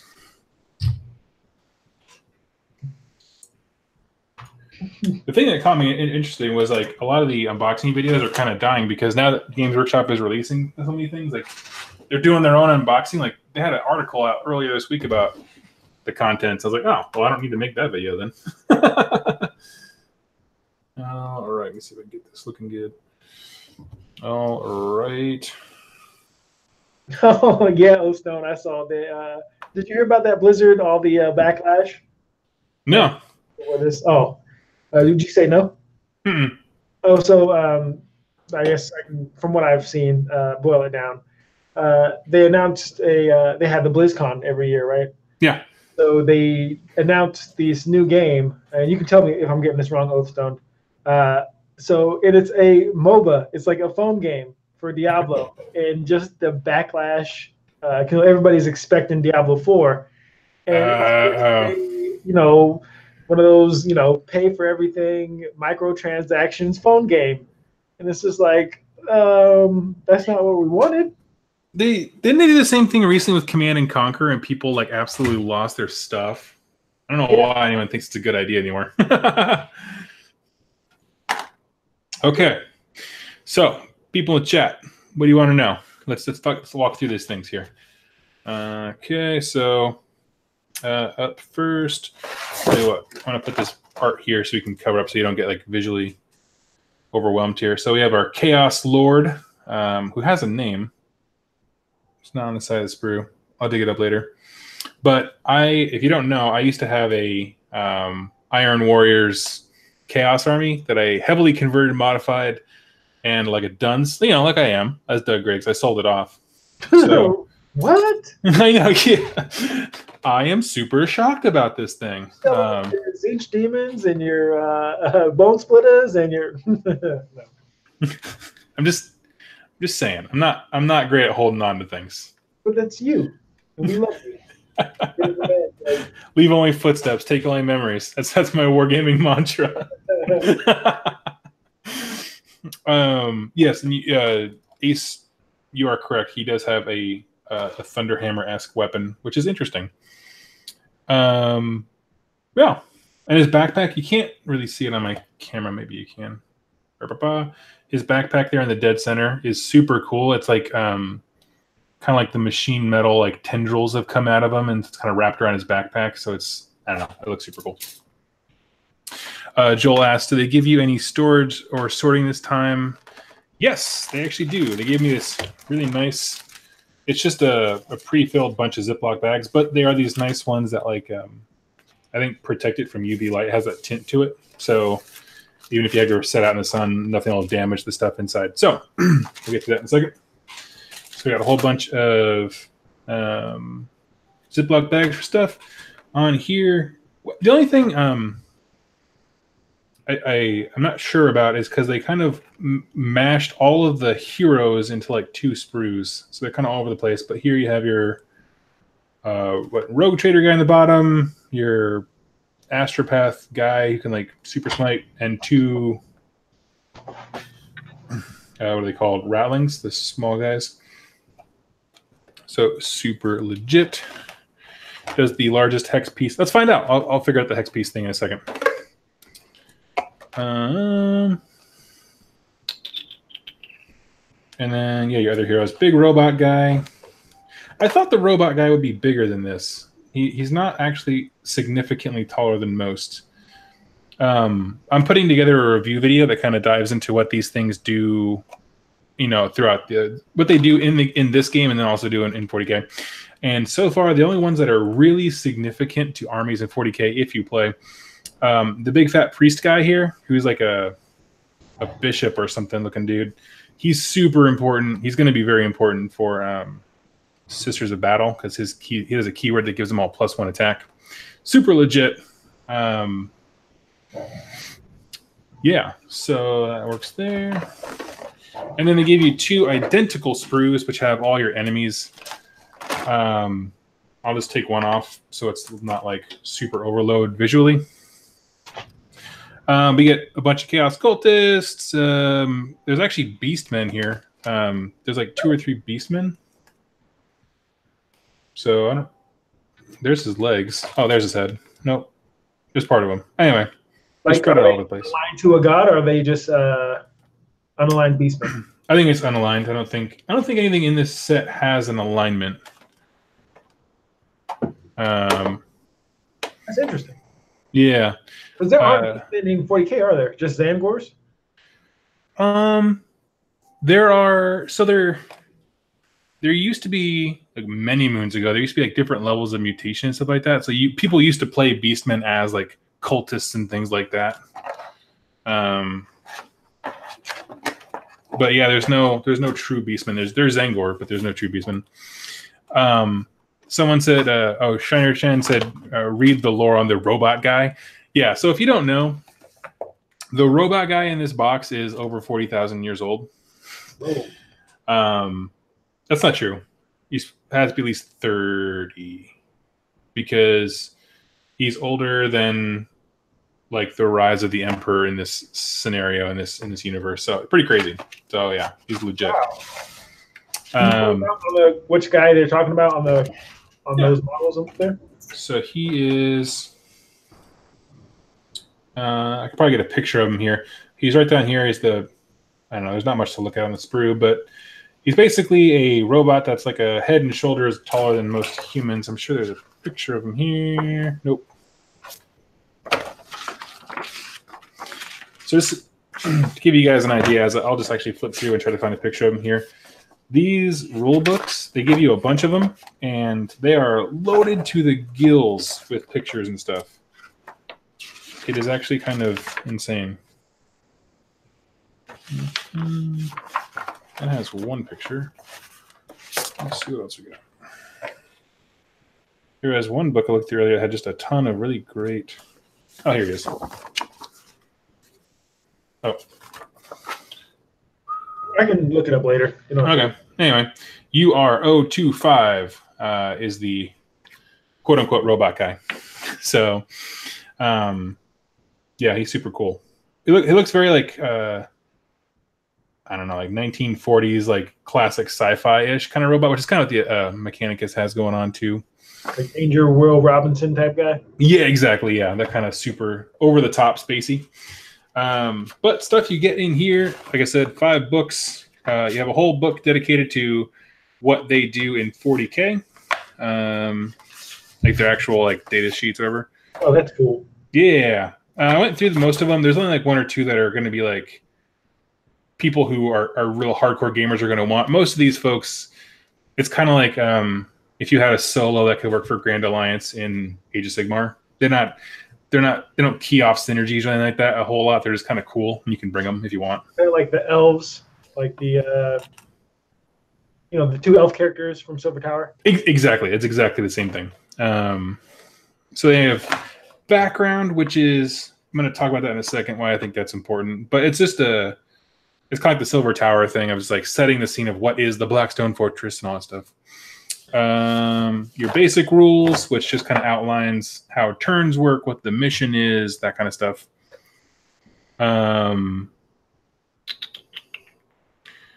Let's see here. Precipice is kind of interesting. So basically, if you're familiar with Age of Sigmar or Silver Tower, every time you go into the tower, it's like a different expedition.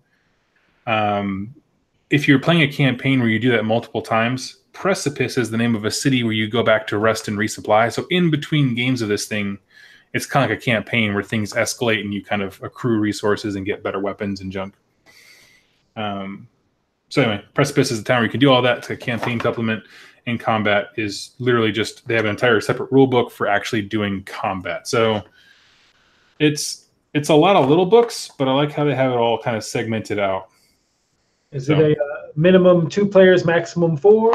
It is not. It's super unique because it is a minimum 1 player, maximum 5. Oh. Yeah, actually, I flipped open to the rule book too, because like I said, I just got this earlier today. If you are playing, you can play 1 player because it's all kind of generates as you go. And if you do, you play as 4 explorers, so 4 of those hero dudes out of 1, 2, 3, 4, 5, 6, 7, 8. Can we see some battle reports on 2+ tough? I'd like to. I think it'd be cool. I think it'd be kind of gameplay light, more story heavy, which I think people would like. But we can get Jess on the channel. Yeah. Yeah, dude. I think she would dig that. The Zealot. There's a model in here. Her name is just like the Zealot, and basically, it's just an angry woman with a flamethrower that has a chainsaw attached to it, which is the most 40k thing there is. So I think she can get behind that. And then kind of lifting the lid here. Anyway, important thing. With all the new boxes they've been releasing, they give you these really amazing art prints, which I love. And so I have the Speed Freaks one, which is the cover of the box. And I'm going to get these all framed at Hobby Lobby or whatever. Nice. So that's going to be for the Nerd Bunker. Ace is correct. The Ratlings do count as 1 hero. Actually, I'm going to pause here before I get into this stuff and go review questions here. Can't wait for the new sisters. Yes, that priest guy is going to be super important for them.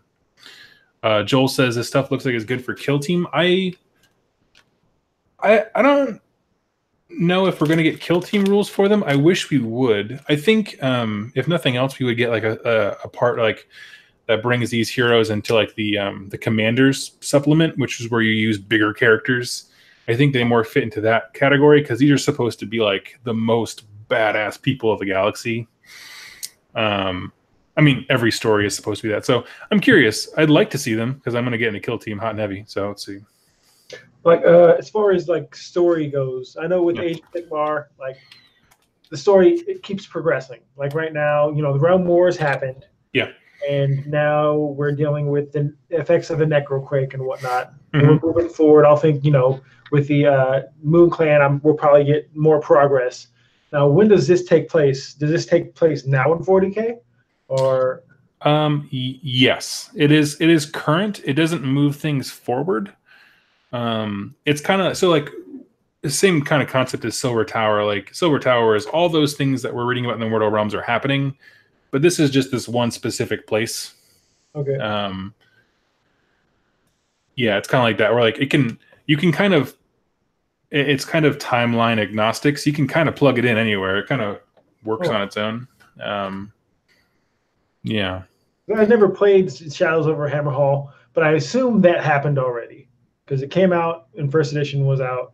Yeah. And like now, like there's that big mayor of Hammerhall guy. I forget what he's called. Yeah. Mayor of Hammerhall riding the goat thing, the not Dracoline, but the Tauroline. Mm-hmm. Like, that's probably already happened. Totally.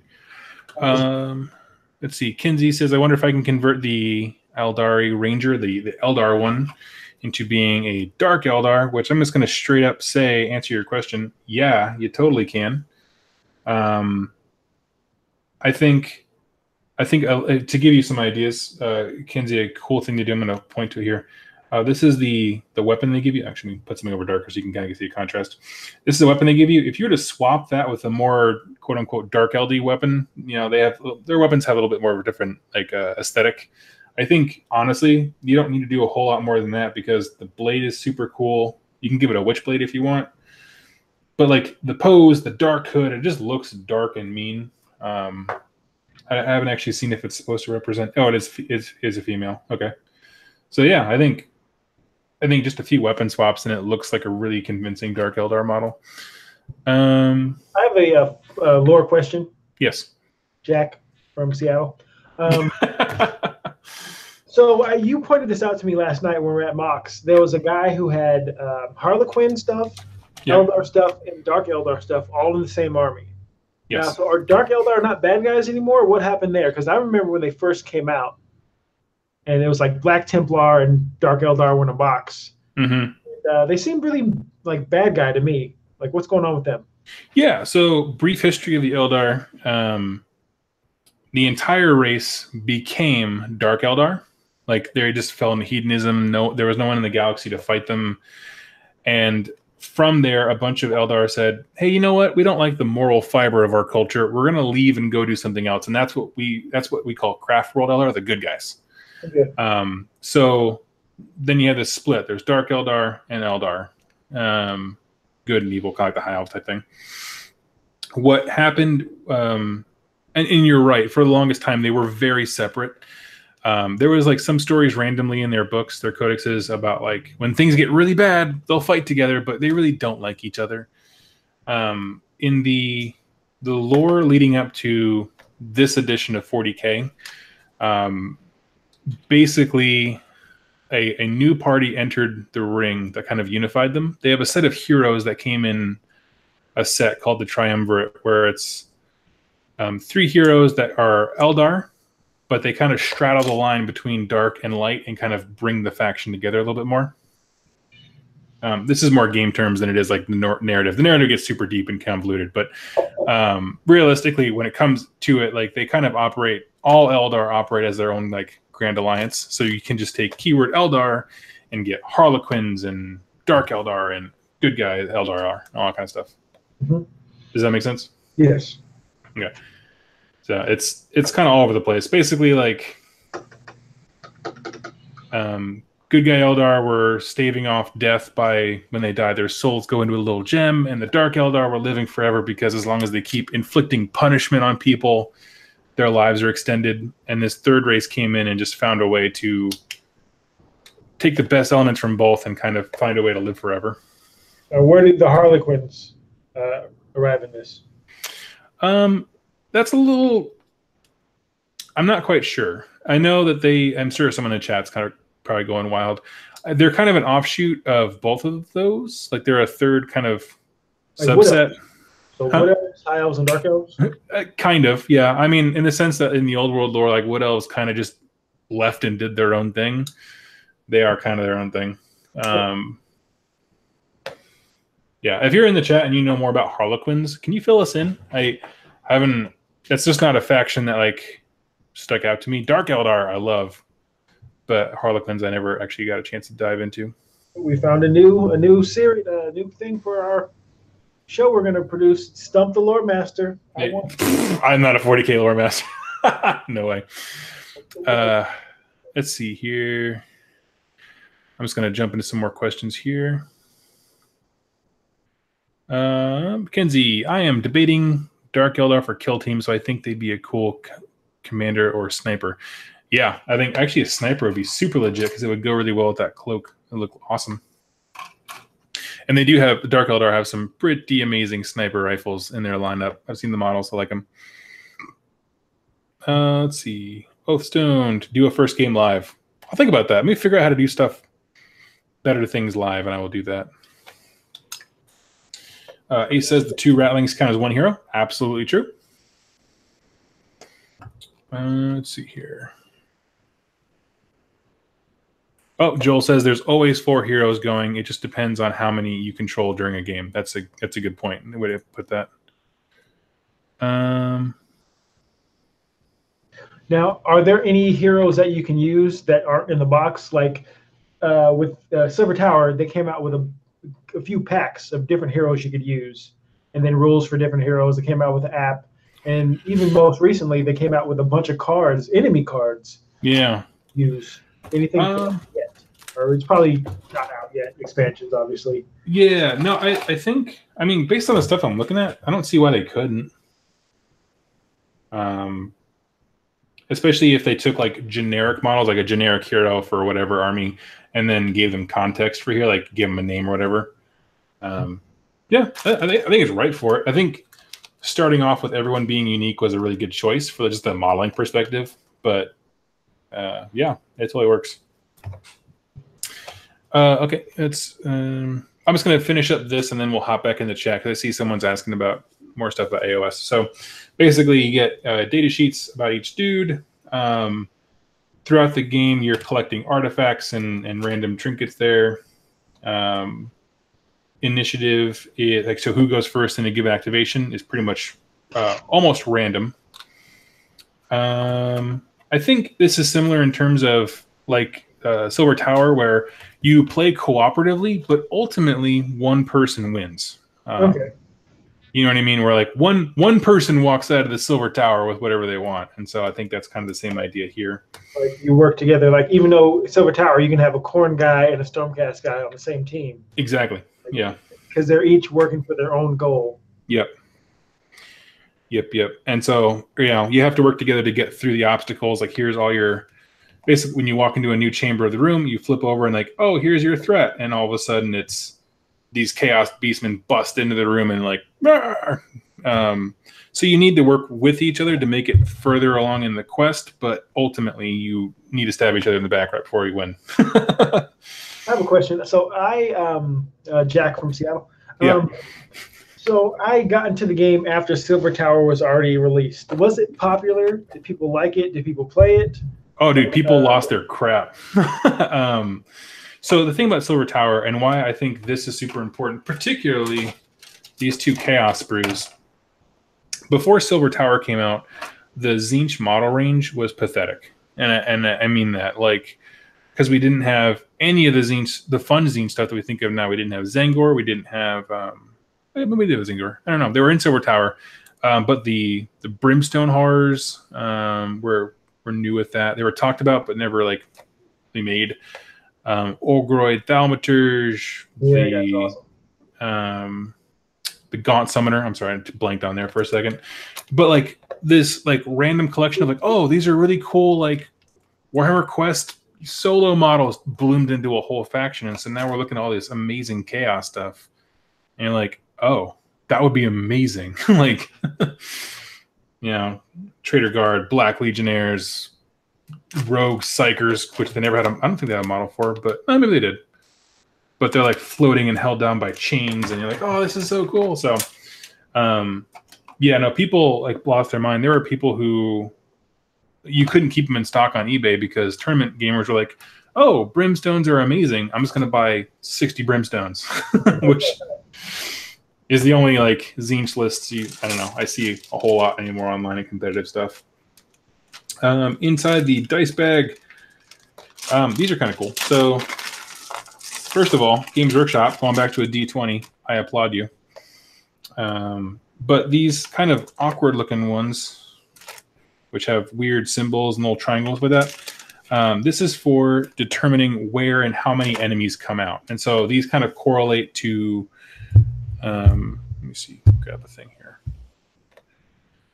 When you pull a combat card or if enemies spring from a certain area, it kind of correlates in the game to like, this is where enemies come from, like they spring out suddenly, and this is how many.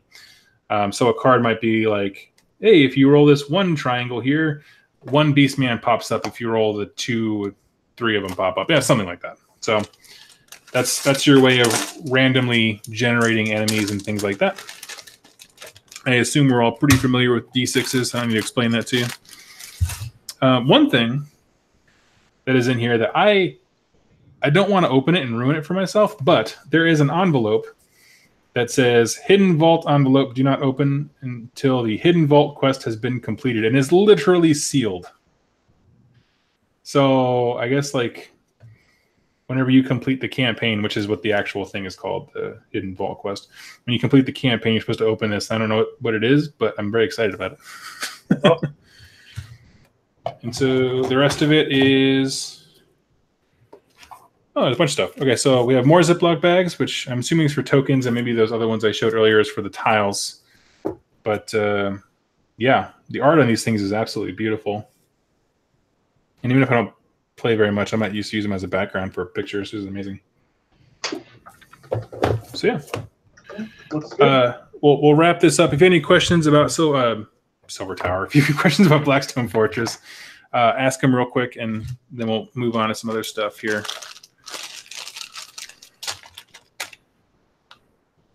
My name's Jack, by the way. It's not Jake. If Ace is asking me a question. That's okay. I get called. The spell for Moonclan should be Sneaking Stabbing. Give Grotz +1 Ren. That'd be really cool.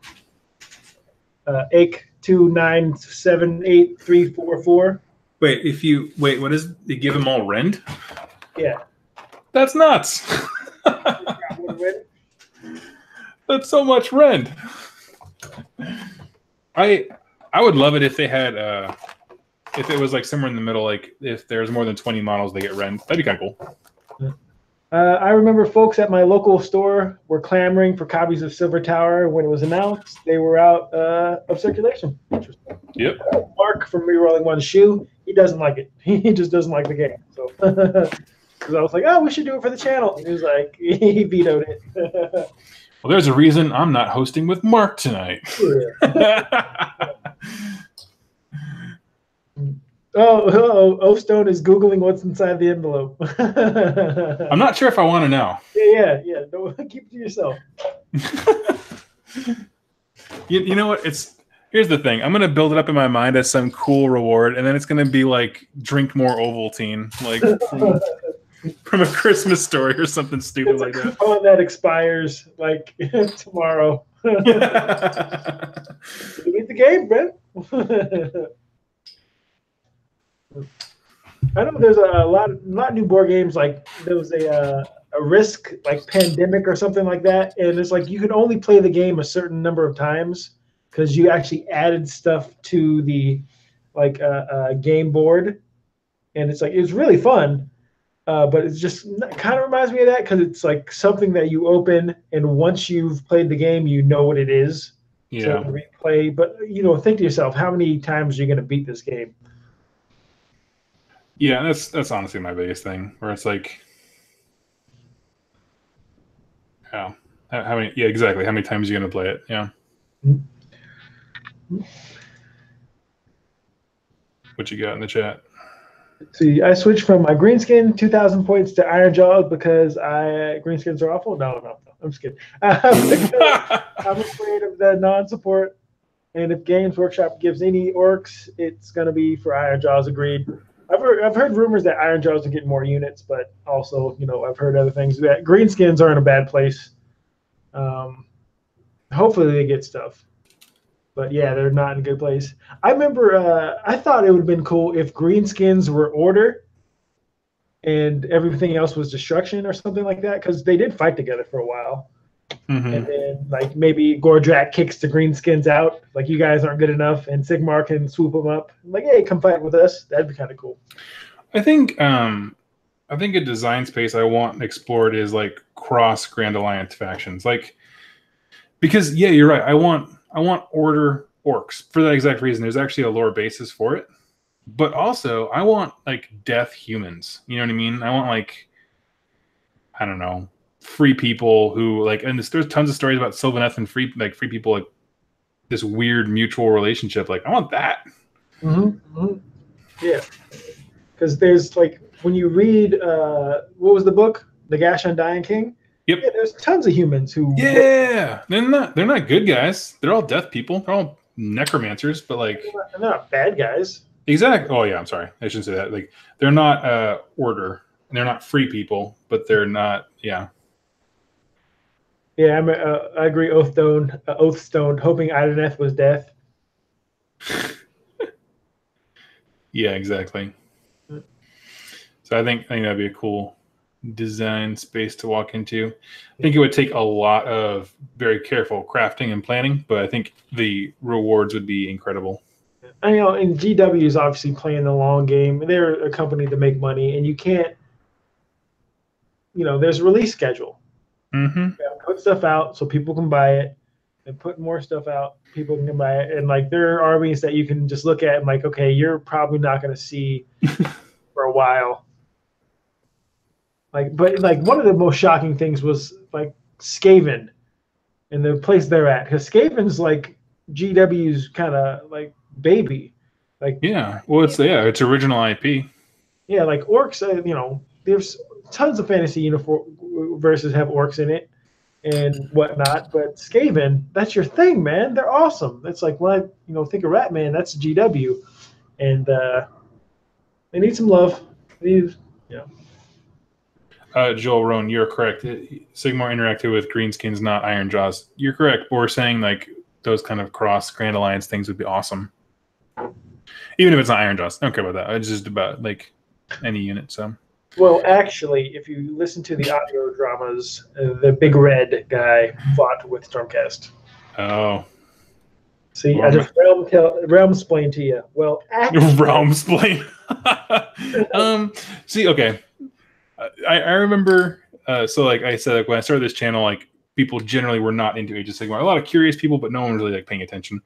I remember like I had this moment when I realized that Age of Sigmar had taken off when I got my first actually guy.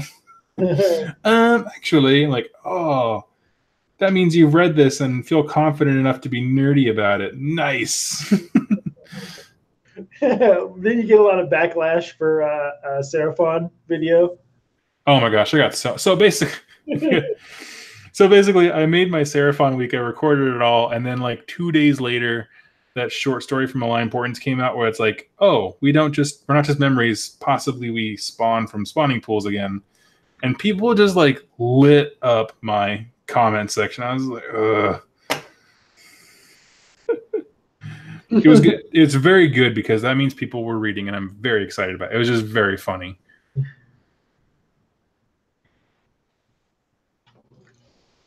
That was good stuff. So, Jack, are you interested at all in Blackstone Fortress at all? I'm interested in hanging out with friends, and if that's something we'll do when we're hanging out, I'm like, I don't think I'll go out and buy it just because I don't. Not, I'm hot committed to Age of Sigmar. Yeah, totally. That's cool. I'm like, eh. Totally get that. Let me see here. And these guys are pretty easy to quick to put together. I like this.